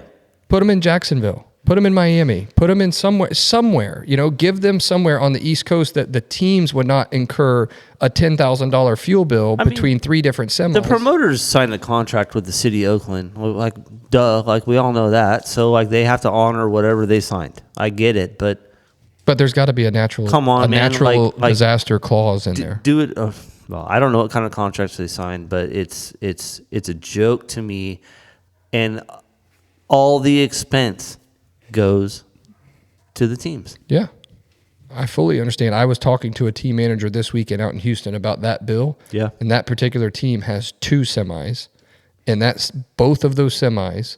Now they're trying to hire extra drivers because that, DOT laws. I've done it.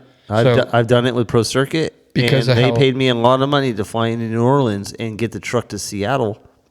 Yeah. I've done it. It costs money. Well, with just how short your time is to go from one coast to the next and then turn around and come right back. So your fuel bill is the biggest expense. Yeah. And then hiring additional drivers, which means your truck is on the road more days, which means they are staying somewhere during that time. Yeah. So there's expenses that just rack up huge. And I mean, he said that trip by itself is easily going to be about a $10,000 hit to their budget. Easy. And that was all extra. That was not forecasted at the beginning of the year or nothing like that, which is, They were supposed to go from San Diego to Oakland to Anaheim. yeah. So that was their budget. Anybody Exactly. that does their financial planning, that was the route that was intended. And now they're going Florida, California, Texas. And that is That's huge. where, And not to mention that, I mean, somebody can I'll give my phone number out on the air. Somebody from Feld can call me right now and tell me if I'm wrong. But they got the stadium for free in Oakland. So, like, you know what I mean? It's costing them anything. Right. But that's where the promoter did kind of not take into consideration the other aspects of, oh, okay, we'll just reschedule it, cool, and not any of the logistics for all these teams. That's what I said. And I feel like you could have done that race in Orlando and just called it a West Coast round, but done it on the East Coast. It would have saved so much money because you would have just taken West Coast riders and put them on a flight for one night or 2 nights to come and do the race somewhere in the East Coast, and that's it. And a flight is a lot cheaper than a fuel bill, especially in 2 or 3 semis. Mm-hmm. Yeah. I mean, some of those teams have 3 of them between a hospitality team or a trailer, a lights, and a big bike. It's got to be way more than 10 grand. Yeah, that's just what he and I talked about. And I mean, if you're a small team, like non-factory team, that budget It's is a shoestring budget. a big blow. That's a big blow. But anyway, I'm going to move on from those I conversations. love it, though, dude. You can move on, man, but I love it, dude. Okay, well, I'm going to move on. So I want to talk about the highs and lows of Houston. I want to talk about who stood out the most and who stood out the least, both in 250 and 450. Okay. What do you think? You want me to go first? Yep. Oh, okay. Give me a 250 guy. Anybody? 250 easily Deegan. Okay. I'm not necessarily a major bandwagon Deegan person, but that was a hell of a ride for your first Supercross, and he basically hammered 15 minutes as hard as he could, and I was very impressed. Yeah, I'm going to agree with you on that one. And did you see the video clip of him railing that turn? I saw some things that didn't look like reality a couple of times. His entry and exit of a couple corners that were so low in the berm, and I mean, it didn't even look. It looked like it was sped up. The corner before the whoops, it was like didn't even slow down. Yeah, that was incredible. Yeah. His speed and his results. I mean, you think about it. This guy was in a Supercross Futures race last weekend. Right. At Anaheim too. And he didn't even do that great at Anaheim. Well, I mean, he went down. He went down or whatever, but I wasn't impressed with any of the guys that were up front in that Futures race. And then this guy, Deegan, comes out this weekend, and I'm like, he would have smoked those guys. Yeah. Well, he was fastest qualifier. The way he was riding. Just the fact that he went down. Yeah. But he was fastest qualifier. His speed was definitely there. He just, everybody has that race. But 250. I wish that we could have got to see a little bit more out of Braswell. yeah. I think that maybe a little bit more, like you said. Yeah, he ended up going down, and again, pressure, first race, first ever pro, Supercross. Mm-hmm. There's got to be a lot going through those heads. Yeah. I mean, yeah. I rooted him on. Anybody that followed our Instagram throughout the weekend, I said good luck to him. Caden and his dad David both came by our little pit area, and we got to chat for a while. And I'm going to try to figure out if we can get him on the episode either next Sunday after Tampa, or possibly one while they're over here in the East Coast area. Yeah. I mean, he's obviously a Florida boy, so it would be nice to get him on. But I talked to them for a while. I think that was probably a bit of a bummer, and I'm sure it is for him too. But he ended up going down, and when you go down in the LCQ, man, there's just not much you can do. Yeah, and it was a very high talent pool for rookies this race. Between even though Vial is he's a Supercross rookie, but with Hymus and Deegan, you had a very high level of rookies coming in. So you just wanted him as a Horizon Award winner. I think you said last year at Loretta's to be within that class of rookie. Yep. And I think that you're probably right. If you wanted to go somebody a little bit more conventional in your disappointment, I'd probably say Thrasher with a 15th. Yeah. Yeah, that's. I didn't really watch him much in the main. I didn't really see what happened to him. He crashed in the sand, and that's about I it. didn't see much either. No, What about 450s, TC?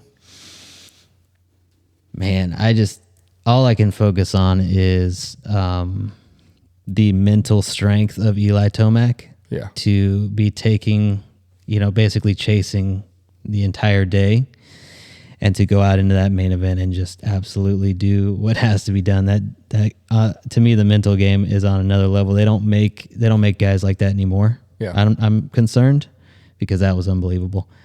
I can't even. It was such everything else is just a shadow of that scenario. I can't even think of a 450 guy. I think AP was pretty good in Houston. I feel like he had a good day. He was pretty spicy in his. Are you on to your picks? No, it's just he just said that he couldn't think of somebody else. Oh yeah. So I mean, I think AP was pretty spicy all day. I think he was looking good. It was good. It was fun to see him up front. Great. I mean, Ferrandis too. Before the crash, he qualified good, and I would say Ferrandis is probably the low. For the main event, yeah. I mean, up until that point. Physically being in the stadium and watching him lay on the ground motionless for a long, long time was very weird. I mean, it was just silent. It was a very eerie feeling. I mean, red flag the race, bike shut off. Emotional low or like performance wise low? I think it's both. I mean, you can choose either one. I mean, a high and a low, whether, somebody's high is that they, had a great night, maybe didn't win, but had a great night. Yeah. And then a low that was just a low. And I think that was the low point for me as far as the 450 goes was him laying there on the ground like that. I mean, obviously we've seen the text now this morning that he seems to be okay. He was just knocked out for a while.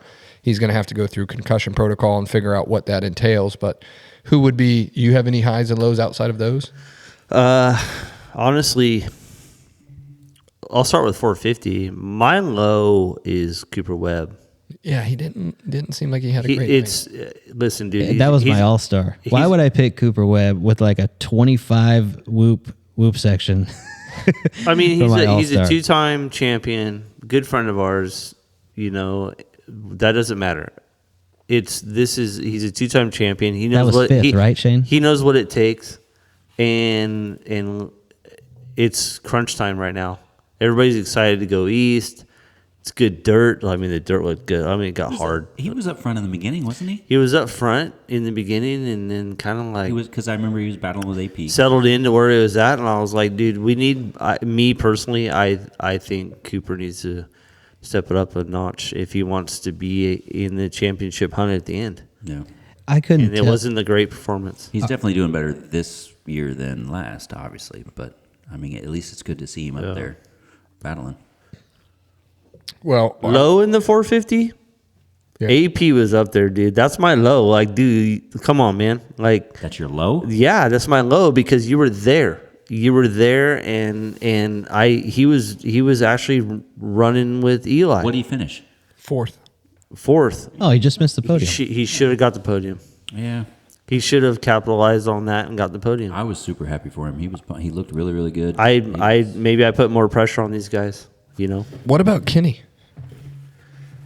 Rough night for Kenny. He was just off. Yeah, he Well, wasn't ever. He was. Ferrandis may or may not have like been in some frame or something. I don't know what happened there. Maybe- but he got into the it. back. He got into the back end of that bike pretty hard. Ferrandis. Yeah, did. but even then, what position were they in when that happened?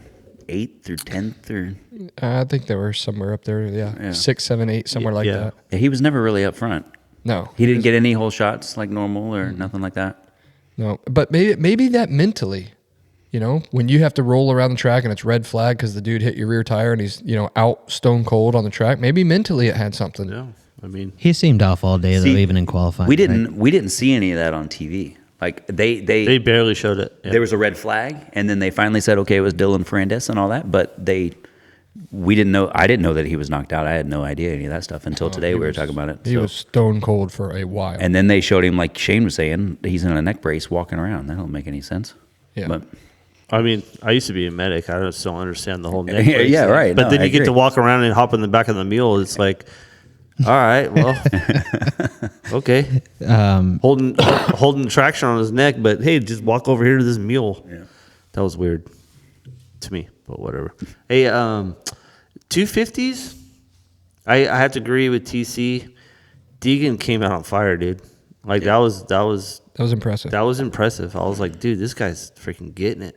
Yeah. I think Chance started off pretty strong. That would have been one of my picks, but he faded a little bit. I think he got tight. I think he got some Which arm is understandable. Yeah, but still, I mean, it was pretty impressive for a guy in his very first race to go out there, and I think he topped 10. I think wasn't Chance 8th or something. Yeah, something around there. My low was Hunter Lawrence. He literally didn't whip it like hard enough off the finish line. gonna say. Like come Yeah, on. he did. No, dude, that whip was weak, dude. It's like, come on, It's like, did Hunter. you win or not? Did you dude? win? Like, come on, dude. Like, liven it up a little bit on the finish line. That was my low.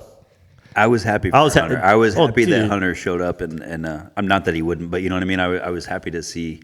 I was happy that he took the lead. He Hunter won by struggled like 6, dur- 7 seconds or something like that. But he struggled during the day. Like that's a good Yeah, thing. he didn't qualify great, so Yeah. it was kind of like but he I- when the I race was- day came, he was good to go. I was very happy. I mean, basically, he did whole shot and led every lap. Yeah. I mean, and the guy is just such a technically good rider. Yeah. I mean, that was incredible. But there's a couple here that I wanted to see. I mean, obviously, Max Anstey getting second.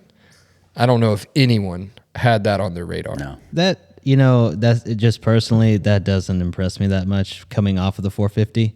You're good in the kids class. So was Vince Freeze. You know what I mean? It is what it is. So the other one that I want to say, because we've had him on our show before, and that's Cullen Park getting a top 10, P9. So Cullen out there definitely increased his whoop speed over last year. Yeah. But, I think getting in that top 10, staying ahead of some pretty good guys. I mean, he was ahead of Blows. He was ahead, he had a good main event. ahead of Hawkins, which was another rookie, Hawkins. So that was good to see. But yeah, I think some of those. One of the lows. Did you see this on TV? Did you see Cody Schock hit the side of the bridge? oh man, That's not Crazy. a low, dude. That was freaking amazing, dude. Like, what the heck? That's a low. Only about 40 times on TV. By the time he finally They got showed a hold that- of the bike, it was just Hey, full. Super or Feld or whoever, they're gonna use that for the highlight reels next weekend for sure. Like Oh, somebody T-boning a bridge. That was Cullen right behind him. Yeah. So when he, kicked it over, he hit Cullen's front tire, in the air, and then that just kind of sent him sideways or whatever, and he just whiskeyed straight into the side of that bridge. I was like, no way. And then You Cody can see Shock, his bike accelerate. and then he showed up for the LCQ and freaking, Oh yeah, you know, And he- like yeah. heck yeah. Did he win? No, No, he didn't win the Not the LCQ, but I think he got 4th. Did he? he made it. He made it in. Yeah, and he then, made it and in, then yeah, that's awesome. But like, good for Cody Shock, man. I That think guy, they- I've already heard that guy's tougher than nails anyway. Yeah. Heath, give what you got highs and lows? Well, you stole my. I was thinking Deegan, just because. It's the obvious I don't- answer. Yeah, well, I don't like jumping on the train either, but he really did like impress me. He showed up and he looked super confident and he was attacking. I mean, like there was one corner where he passed Troll Train Yeah. in the J-Mart. sand. Yeah, in the sand and just eating it. And then his attack position, you could tell he was really, really, really aggressive. Yeah. But then I was going to say Hunter, but Shane put him on his low. Yeah, he's at the low because But he didn't whip it. I was happy Yeah, to see Hunter. do you agree with the whip? Yeah, 100%. I mean, I thought he need showed more it. I mean, he's under. cross-ups. He's not quite. It's not flashy, but it's like, come on, Hunter, man, it's Yeah. round one. Like stink it up a little bit, you know? I was happy to see him do good, but to do what he should do, to beat everybody, and because there was a lot of expectation on him. But it seems like, I don't know, to me, he has that expectations, and then something happens. He wrecks, or something goes down, or he's battling with somebody, or something like that. And I don't know. I was just happy to see him take it, so that was good. You got how about a high for the 450? I really enjoyed watching Chase ride. Yeah. He's just awesome on the bike. Me and Wyatt talked about it multiple times. Just, man, look at how, I mean, he's a little bit bigger. He's taller. So, He's ripped. yeah, he's just amazing watching him ride. If you imagine him and Jet, if you pretend it's Jet or you pretend it's Chase, you really couldn't tell the difference. They're just so square and they look so good and so in control and, Yeah. you When he did that 50 in qualifying, yeah, I was like, no way. yeah. I did notice a difference, or it may or may not have anything to do with how Chase didn't get into Roxon in the main, or get into Eli in the main, but because the camera angle always was like straight on with the whoops and they were coming at you, his bike kicked out quite a bit in the whoops, and Eli's bike stayed pretty damn solid and straight. I don't know if that was making him nervous or whatever, but I feel in my heart that like something had to do with that, because that Honda kicked out quite a bit a couple times, Which was in the smart whoops. because usually when Chase is that much faster than everybody, he's a time bomb, Right. Yeah. and it's going to be catastrophic. I think he did kind of like, okay, like this is getting a little sketch. Yeah. I would say it was a pretty fast track, though. It was. Definitely. Just the track overall. I mean, the straightaways, the sand section, that even the triple after the sand was very short face. I don't know if you could see that on TV or not, but it had a very short face to After it. the sand, After the sand, there was a long run up to that damn long. thing. They were all shutting off before they got to Yeah. it. You know, so I mean, it was full throttle out of the sand, check up, and then make that triple. And the triple was short. The face of it was. That short. was kind of cool section to me, honestly, because it's like, it reminded me like the 90s, like it was just like flat and then a long checkup. Yeah, and then right after it Out had of that, sand. that little 3 that they had to like bounce Yep. over that 3, and then the next one was that 3-4. I mean, the rhythm after the 3-4 was, I mean, it was fairly simple. I mean, for the pros, I mean, for the elite guys, your top 450 guys, it was fairly simple. I mean, everybody was pretty much doing the same thing. So I think that was one of the things why there wasn't a huge separator. I mean, once everybody started dialing in that 3-4 and everybody was doing it, like your top 10 guys were doing it, outside of that, I don't think there was something that was like, oh, if you do this, you're going to make up so much time. I think the whole separation for anybody on that track was the sand. The sand and the whoops. Yeah. Because it was a long whoop section. Yeah, wasn't the corner for that whoop section like back into an inlet of the stadium floor? Yeah, that's why nobody saw Ayden, because he was down there. I don't know if they shipped He was in the women's restroom. It looked like they shipped in sugar sand from Florida to Houston. It was because white like sand. that sand was nasty, It wasn't You consistent. could tell it was just eating their bikes up. And it changed every 2 laps. I mean, the lines, you could sit there and watch them. I mean, there were so many ruts and different things through it. I think that was a big separation between Eli and Chase. A lot of people went down was in the it. sand. Blos went down in it. Thrasher went down in it. I mean, there was quite a few people going down in the sand. Yeah. Those two consistently hit different lines every lap, and Eli was always on the outside. Chase was always on the inside, and I think besides the whoops with that Honda stepping out, I really think that the sand separated those two. I was super surprised Chase didn't beat him. I mean, he caught him, and Well, there was a red flag too, and we brought this up. Yeah, but weren't they together and racing? I know that Chase caught him. They were. They raced. They were a little right. bit, They and were then right Chase there. ended Yeah. up backing up and backing off, and Tomac what? It basically closed the gap with the restart of that staggered restart. I mean, it was like a reset button. I don't see how it could work in You know who I think not probably favor a Chase. probably benefited the most on the restart was Christian Craig. What happened to him? He went down in the first lap. Yeah. Yeah. I don't think Right after the hole shot line. Okay. Yeah, he was in like on the last. face of Yes, the table. yes. Yeah, he was on the face of the tunnel jump, and he had to wheel the bike down the face of it and like turn it around to get going again. And he was way back. I mean, He was in like last, right? he was dead last, but by multiple sections, like almost a half a lap down. Mm-hmm. And then that red flag comes out, and he's right back up there. So What did he finish? I was actually just looking I it think up. he got 10th or 11th. Did he? Okay, so the, I think P11. I listened to him. He was Yeah. P11. Yeah. Christian Craig P11, and I think he was the biggest gain from the red flag situation because I mean that was at the 2.5 lap mark. Yeah. And if it would have stayed, he was so far back, he would have had so much more to catch up. But then with the restart, he's right on the rear tire of the guy in front of him. They put up the rules on the TV, and I always get confused by this, but like they all went to the gate and lined up on the gate. yeah, I thought they were going to restart too. on the gate Me too. because I saw them go to the it gate. because it wasn't a full 3 laps, Right. Right. right? I thought they had gone too far. That's what they were showing on the screen inside the stadium. So the only reason why I say that is because I that's what I was seeing on the screen is I thought it was 2.5 laps, but maybe it was actually 3.5 laps. But the rule Because they is- put them in the gate and then they put them back out on the Yeah, stagger. I think the rule is if it's before 3 completed laps, then it's a complete restart. Yeah. But because it must have been right after, and it probably was right on the line because where Dylan went down yeah. and after the whoops, there was only the one rhythm section and then the finish line. 2 corners. Yeah. So where he went down, they didn't throw the red flag immediately. The race was going. So they probably crossed the finish line before they threw the red flag, and somebody probably had to get on video and say, Honestly, because on TV, Plessinger passed Eli. That's when Eli and Plessinger were together, and I was like, damn, dude, he's blew by him. But Eli saw the red flag first. And I was yeah. I don't think Plessinger noticed it or whatever. Yeah. And then I was like, damn, dude. I was like, I was happy for Plessinger at that point. Sarah did the same thing. She's like, oh, and then I was like, oh, no. Yeah, it's a red flag. Yeah. But the weirdest deal ever. Maybe not ever, but the Justin Cooper deal is so weird to me. He rode phenomenal for his first 450 debut. he did. And to have this weird like part-time deal, I mean, you're saying Ferrandis is fine, so that means that he wouldn't continue racing. no, he's going to have to go through concussion protocol. So I don't know what that means.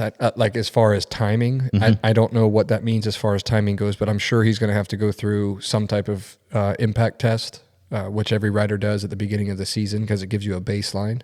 So I'm assuming, do you think he misses a couple rounds? I mean, if he passes the test, I see him being here in Tampa. Yeah, it's very possible. I mean, And I think Cooper's supposed to come to Tampa as well. He was going to do 3 or 4 in a row, according to Race Day Live. well, and that's kind of what's weird to me right now is like this whole year, there's multiple people that are kind of doing select or limited schedules, Yeah. like Chance. Factory Honda's telling Chance that he's only going to do 3 or 4 races, right? I think that's what he said on your episode. I mean, you have the same program. I do, and we are going to do that also because of budget for us. But for a factory team, that budget's not necessarily an issue. You have a guy that just got top 10. I mean, if he continues to do that, Maybe they're looking at the long run, like Yeah. get Chance, get his feet wet, But here's my and thing: is, get Cooper's feet wet in the 450, and then Cooper came out and beat Craig and Cincerillo and factory guys, though. He should be. There's just, it's well known that I guess there's not enough. he beat Roxon. They're gonna. There's not enough budget, yeah, but no, trust me. it's just weird. After the first, no, I don't. No, we're not talking about budget with those guys. I'm just saying that, like, hey, if the guy goes out there and puts up the same results in Tampa or whatever, Well, I mean, the story may change. 8th in Houston, right? So let's say that he, clicks another gear or whatever, and he gets a 7th or a 6th or something like that in these next couple rounds. Yeah. If he goes, 8-6, 7-6 or something like that, I'm just using that as an example. And I think he's perfectly capable of doing that. I think he could. Yeah. I think he could be a top 5, once he gets his arm pump or whatever he tightened up, because he was up there. I mean, it was him and Hunter at the start. Mm-hmm. I mean, I think Chance got the whole shot, or Jet, or not Jet. Oh, I thought we were talking about Cooper. No. I'm talking about Hymas. So what I'm saying is now look at it. Well, from either or, it doesn't matter. the team manager standpoint. they're both part-time. Yes. The team role now. How do you make that decision? Like, you have a guy that's top 10 in points, possibly right around that number 5 spot in points, and you're going to pull him out of the series. Well, They might have said that they were being safe beforehand, but now he goes out and does good. but so they might but you have go to ahead and keep him understand in. too, though. Like, I don't know if this has anything to do with it, but like, it is a World Supercross Championship or whatever.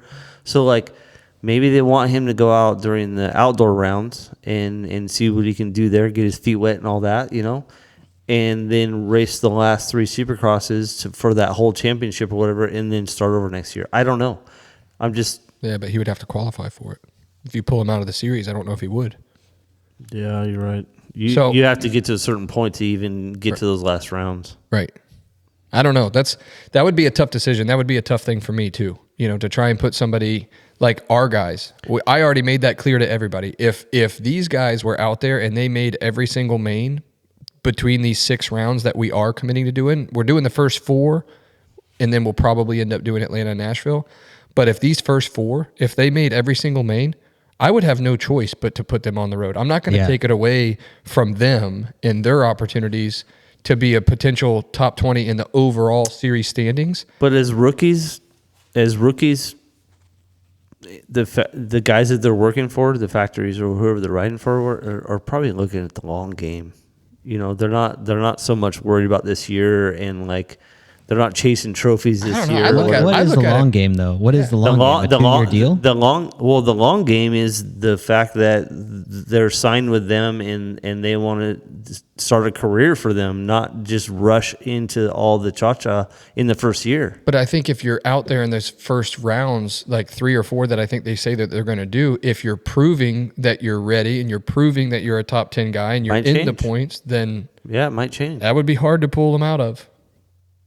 Hey, To me. For sure, yeah. I have a question about the team. Was there any discussion on, like, okay, with Ayden, and Cole, what's the game plan? What needs to be changed? What can we do better from a speed perspective, or is it just going to be experience? Well, I think it's a mixture of both. I mean, I think in my opinion, I mean, I'm sure everybody has their own opinion on this, but for me, with that being their very first round, I'm not going to put a lot of emphasis on that round. Okay. Because I would assume nerves, mentally, getting to understand a race day schedule, getting to understand pace, there's probably some things involved there that were affecting them outside of just raw speed.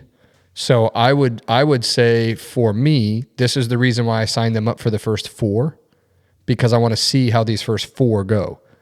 What they do this weekend in Tampa, I really don't know if that would be a good identifier, because Tampa is probably going to be the most distracting round that they're going to have, because everybody is going to be there. Yeah. Yeah. I mean, the amount of people that are texting me, calling me, wanting passes, tickets and stuff. I mean, like I said on previous episodes, I'm sorry I can't do that. We're limited with Feld on how many we can get. My own wife, my parents, my kids bought tickets to the race. I think they're in section 137. So my point with that, though, is this is going to be a very distracting round. I think once we get through Dallas and they get 3 under their belt, we can actually get a better idea of where they're at. I'm not going to take much from the first round that they've ever done in their entire life. I'm not going to take much from Tampa.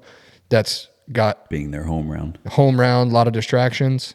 I would say after Dallas, we probably have this conversation again and say, okay, where are we at? You know, like, Yeah. what have we done? There's a lot of factors too, like staying healthy and getting through it and learning. And That was one of the biggest takeaways for me in Houston flying home everybody's today. healthy. There was a guy on the plane next to us, and he was like, well, how'd they do? And I'm like, well, you know, I call it a successful weekend. No, dude, you came out good. I think they both did great. You know, honestly, like I said, Cole was a notch faster than what we've seen at the practice track, so that was impressive. You eliminate the nerves, you get your first one, you figure some things out, and you go from there. They both walk away healthy. They're both, you know, planning to go racing. Your job is to make sure they don't get distracted in Tampa. That's the goal, but that's going to be nearly impossible. All right, well, I mean, you think about the amount of people coming by the truck. I mean, in Houston, I brought 10 posters for each of them, and I didn't think we would go through that many because you gave away a couple at the restaurant. We did. Yeah, a little kid next You to us. brought 10? I brought 10 each because we're not by home, we're not by the house, we're out in the back 40 in privateer land. I didn't think we were going to have much foot traffic or people coming by, you know, to see us or I whatever. could take 10 posters to the racetrack gas station down the road and probably people would ask for them. Well, I was trying to save them for Tampa because I know how many we're going to go through in Tampa. I mean, with having the semi there and the pit presence that we're going to have in Tampa and the fact of it being both of their home races, I would imagine those posters are probably going to fly out of there. So I ordered 100 of each, and I would imagine they're all going to go. Well, put it in another order this week. So how'd you do with your Yeah, we 10? need some more. The 10 were gone within 30 minutes. Oh, yeah. Okay. That's wild. Yeah. I didn't know that. Well, the kids coming through and everything. The kids were the biggest thing. Dude, I get it though. Like I used to go to Speedway when I was little, like at the fairgrounds, Yeah. and I would walk the pits. And I didn't get, as a little kid, I didn't give a crap who you were. Yeah. Even Hey when we man, went- you sign this for me? You know, like dude, I get it, but hey, Tampa, you're right. Yeah. They got a lot of people coming, a lot of fans. I Well, mean, and the pit presence by itself. Being locals? I mean, you know, these people that don't know, like the true fans that are just there to watch racing or whatever, they don't know who they are necessarily, but they see that they're in a semi. Right. They've got these stands. Ayden was signing autographs at Atlanta, Yeah. the Futures race. You mean he was printing autographs? Yeah, that's true. Scribbling. We're working on that part. He's literally printing. Really? Yes. I've been practicing my signature on basketball since I was a little AYDEN. kid. Printing. Oh shit. sorry about my language. No, we had Matt Bell. We had Jamie Bradford, Cole's dad. Donnie. We're all over there like trying to sign Ayden to give him a stencil or something that he can just copy over and over and over again. But he's figuring it out. There's not much cursive in school anymore. But That's true. They don't even teach it anymore, do they? I don't believe so. No. It's stupid. Why would you? Hey, Heath, we're the last of the Mohicans on Yeah, cursive. All I do is write in cursive. I never write in print. Yeah. Do you really? When I write notes in my office on my notepads and stuff like that, it's all in cursive. When See, I was So in no the one else can read it? Or? See, I write in all capitals. I think it's Yeah. faster. and so do you. in the military, For or only police one enforcement, reason. you have to write. all It's capitals. the same way my dad is. Yeah. I can't even write a lowercase Me neither. sentence. When I do Dad- my email address, Dad's is the only time lowercase? I do lowercase, and it screws me up so bad. Dad's lowercase is just taking the capital and making it smaller. Yeah. So he starts with the capital at the beginning, and then he just makes it smaller for the rest. That's so weird to me because I grew up, I learned cursive, you Yeah. know, and I learned to write words, Right. but then just a couple years or from boot camp, you know, Yeah. like they And tell I you remember it all being capitals so- and it never leaves you. It's Yeah. weird. It was so hard for me too. I was like, this is so slow having to write in caps, and now Now I can do it I faster can't than even hell. do it. Yeah, Yeah. I can't write any other way. It's so crazy. Well, anything else from Houston? Any outside of the Cody Shock going in the side of the tunnel? I thought that was crazy.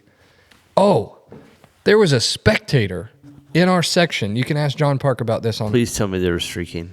No, dude, he Oh. passed out. They had to call EMS. Like he just slouched over in his chair. Just doop. That's not funny. It's just It's not. It was your repro. I mean, did he wake my up? my reenactment. yeah. Did he wake? Yeah. Did he wake up? He was just kind of like dozy, and they called EMS. There was actually some. Too many banquets? I don't know. Like it almost looked like he was having like an episode of some kind. I'm not sure, but I was sitting right there with John Park, and I look over to my right, and these people are like waving their hands and screaming, trying to get help. And there was a couple National Guard guys right in front of us that were in uniform, and they ran over there and started helping him. Hell yeah. And they called Hoo-yah, hoorah, whatever you want to say. 911 and EMS, and they ended up walking down the stands and basically grabbing the guy, picking him up. They put him in a wheelchair, and the wheelchair had like little like skid steer tracks. It wasn't wheeled, and they pulled him up the stairs. On these little like skidder tracks. Before any like medical intervention? That was the EMS. They didn't do any intervention. They just basically put him in the chair. He was alert, but he was out of it. I mean, like his eyes. Too many banquets. I don't know, man. It didn't really seem like somebody that was just hammered. It seemed like somebody like possibly had a diabetic or something like that. Yeah, like I don't know, seizure or something. I don't know. That sucks. So that was bizarre, and it was right after. So I think you remember this. It was that happened right after Ferrandis went down. So Ferrandis is on the track, like out, cold, and I'm just staring at him, waiting. I'm like, please, just move your toes, move your fingers, flinch, do something. And he was just out forever. It felt like. Obviously, we know that he ended up being okay. Then this dude goes down in the bleachers, in the stands, and I'm sitting there, and it made me think of that race, Minneapolis, that all the carbon monoxide was in the dome, and everybody was getting sick. Yep. And I'm like, did Ferrandis go down because of carbon monoxide? He passed out. Because you said the smoke was there from the fireworks. That was my point. You and I talked about it's always there in the domes. Before the episode. It never went away. I'm like, there has got to be better ventilation from this. And Kelly Park, Colin's mom, was sitting right next to me, and she was like, in Minneapolis, I think it was last year or the year before. I don't know. But the same thing happened. They had carbon monoxide poisoning where people left that race sick. There was people we talked to. Yeah, I think their ventilation. I think RJ was one of them. Yeah. I think he said that he do that whole race and not even remember racing. Like he rode the whole moto and didn't even remember. I don't know if it was him or not, but somebody said something about that. Like they were jacked up as far as like mentally. Like they didn't even remember riding. But my thought, this whole thing. So I watched the Ferrandis thing. I'm like, maybe he's out like cold because of carbon monoxide, right? And then this dude over here in the stands drops. Who's next? I turned over to Ayden. I was like, I'm out. I didn't even watch the end of the 450 main. I told Ayden, I was like, I'm getting out of here, dude. Oh, you thought you were going to fall out? I was like, I am going back to the truck. I'm going to start loading bikes, packing up the canopies. And you wanted fresh air. Breathing air. Yeah. I wanted to get in fresh air because the smoke from the opening ceremonies never left the room. I mean, the first heat race, I don't even know how they rode. It was so thick. And I don't know if you could see it or notice it on TV at all during the heat race, but... You can't, but those domes are always like that. It was so bad. I mean, it was like basically sitting in a cloud the entire time. You know, good old Feld, if they're not giving you carbon monoxide poisoning, they're torching you with lime. Lime, yeah. It's just, you never know what you're going to get. No, so this whole thing goes on, and I turn over to Ayden. I'm like, dude, or emptying your pockets. Yeah, they do a good job at that. Yeah. I said, you can finish watching this race. I'm going to the truck. I'm losing brain cells. I got to get out of here. Yeah, just to get outside because I wanted fresh air. I was like, man, I don't know. This is just weird. I've got a bad feeling about this. So I left. Oh, well, it's good for you. Next weekend, the Buck Stadium Unless it rains. is open. Raymond James, right. open air. I don't care if it rains. Like, we can still breathe fresh air. Yeah, I do know the rain chances are going up right now. All right. Well, do you want me to get out there to the compound this week and just flood the hell out of that track? I don't know. Let's practice in the mud, boys. We'll see. Might be an equalizer. Yeah. You got to ride in the mud. Hey, Yep. if you're going to race Supercross or Motocross, you got to ride in the mud. Well, Heath, what do you guys have? I know your son Wyatt obviously races. He's got the Future MX Graphics on his bike. What's coming up for you guys? Winter Rams are over now, aren't they? Winter Rams, I think the last round was this weekend at Okeechobee. Okay. He thinks, because I guess you weren't there. I wasn't. You didn't go? I was not. You're here. He's clearly not there because he's here. Correct. And they're racing right now down there. A good point. Yeah, so I saw... I don't know what FTR is next. schedule-wise, I think the only one for us is Dade City just because of all the other options. Are you guys doing Day in the Dirt? Yes. You going to ride Day in the Yeah. Dirt? Yeah. When is that? That's March. The weekend after Daytona. Okay. Yeah. So basically we have Tampa this weekend, and then there's an off weekend in the East Coast schedule when they go to Oakland. So it's an off weekend in the series. Then there's Dallas, Daytona, and then the weekend after Daytona is Day in the Dirt. Sweet. And there's no Supercross that weekend? There is. It's Indy, but we're Oh, not going. Okay. Yeah, Indy's a hike. I'm going to Indy.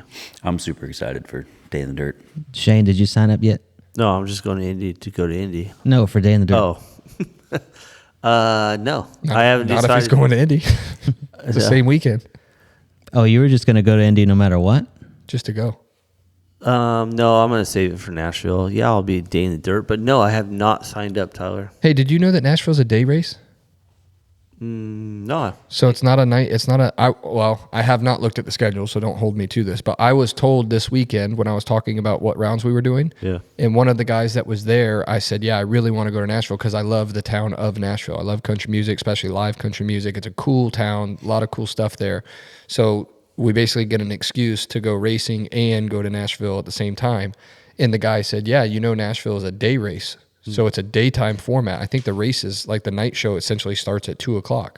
So Oh, yeah. all the racing should be over around like 5. Hey, is Perfect. the semi going to Nashville? If you're going, Okay, then we're in.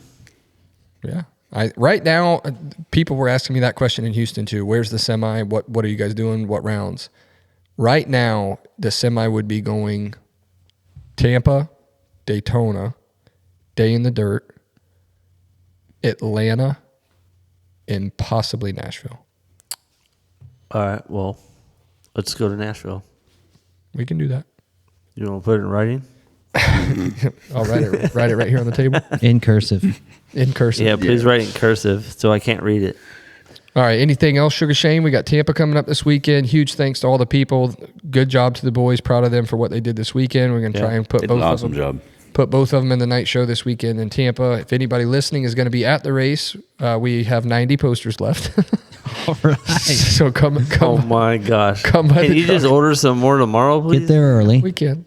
Get there early. Yeah. Yeah. Good point, TC. So we will see everybody that's coming in Tampa. We look forward to that one and having everybody there and figure out this whole semi and parking situation we've got to work through this week and go from there.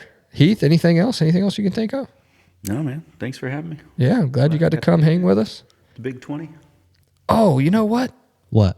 You told us you rode to school yesterday, but you didn't tell. Did you change the map on the 450?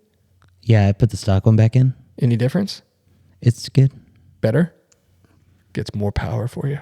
Yeah, it's good. I'm pleased with the Cowie. I'm not going to lie. You I'm not going to pretend like You said it was slow last week. It was, but That was mapping. the stock map is faster. I don't even think I'll put the aggressive map in. But cornering wise, I'm pleased with the Cowie. I like the hydraulic clutch. I know I bleed blue, but Tyler. I'm happy with the Cowie. We've changed, man. Did Tyler really say that the Cowie was slow? Yeah, he said it. So did. you're He's- riding that bike to its full potential? Yeah, that's what you said on the last episode, remember? And he said it didn't have as much bark as the Yamaha. Oh, but that's stop. because we put the mild map in it because it was so much at Mini-O's on the hard pack and Supercross that we put the tame map in it. Yeah. So I ended up finding the other two maps and I gave it to him. So I was wondering if it made a change. Yeah, it was good. Tyler must be fast, dude. Barking. I'm not. I just, those maps are markedly different from each other, right? You have the stock slow map, I'll call it, and aggressive map. He needs the punch when he's about to go down. Just like when in doubt, twist the throttle. But the other map had too much of a delay or a It really knocks off the bottom end a bunch. I ride a carbureted bike. Shut up, so Shane. I mean, a KX450, right? Yeah. Slow. 23. I didn't say it was slow. Did I? I think you did. Did I use the term slow? I think you said it was not as fast as the Yamaha. Oh, So, well, then, yeah, that's what I thought I Just said. think Not as about fast it. as the Sounds Yamaha. aggressive and painful. So yeah. That's the reality. I have never once taken any motorcycle I've ever ridden to its potential. yeah, I'm just glad that. Couple seconds. I'm just glad Tyler's shoulder sockets aren't popping out anymore because of that fast Yamaha. He's the bike he's riding is manageable. No, I like it. It's good. Damn it, leave me alone. Just let me ride. we'll trade for a minute. Jeez. You can ride my 94 125 and show you slow. I'm gonna race. Can I race Shane on the 94 125 at Croom in the sandpit? Yeah. The sand pit. I'm gonna meet you out there in that sand pit one day. All right, I'll be out there. We're going to square off. Yeah, we're gonna line up side by side. Dude, that'll be fun. Let's film it, please. We're gonna race from one fence line to the Shane, other. that means we actually have to ride No, that's fine. Like, I'm always about riding as long as there's a purpose to ride, you know? Like, once every 6 months. I mean, I chase a trophy every 6 months. Well, it's great to have all you guys here in the room, and another weekend down, another step in the journey. Hopefully you guys enjoy that are listening to follow along with the journey and what we're doing here with the Future MX Radio and the Future MX team. And one notch off the belt, Shane, something we've never done before is go pro racing. Yeah, I mean, dude, I'm proud of you guys, and I think the boys did good. RJ did good. Hal did good. Yeah, huge thanks to Hal. Huge thanks to Dan Truman. They really came in clutch there, in a last minute pinch. I know Heath and I already talked today on the phone when I landed back in Tampa, and it's rallying the troops behind us. There's a lot of people behind the scenes that don't get enough credit, and Heath is one of those people, and obviously Shane and Tyler, you guys too. But just in a situation like this, when something happens, an unexpected change, to get the amount of people that are willing to help and willing to get involved, and hey man, I'm there. Whatever we need to do, we'll be there. And Ronnie Monk's 612 suspension has been a big help in that too. He's going to be there this weekend in Tampa to help us. So there's just so many people. I mean, between Matt Bell, Brian, even Donnie Shive this weekend out there in Houston was a huge help. I mean, he was unboxing lights and hanging lights and setting up pop-up tents. I mean, he was a big help to us. So there's a lot of people that go into making this small operation roll. So Can we get Donnie to polish them wheels this week? he is. Yep. He's coming by the shop. That's bothering me. Yeah. So I have. Because I know you've been around the paddock lately. Yeah. There's a lot of shiny wheels out there, Man, buddy. there's a lot of nice trucks in there. I was walking around yesterday and I was just looking and I was like, there is some nice rigs. I can't put a number on what I've had, and yeah, man.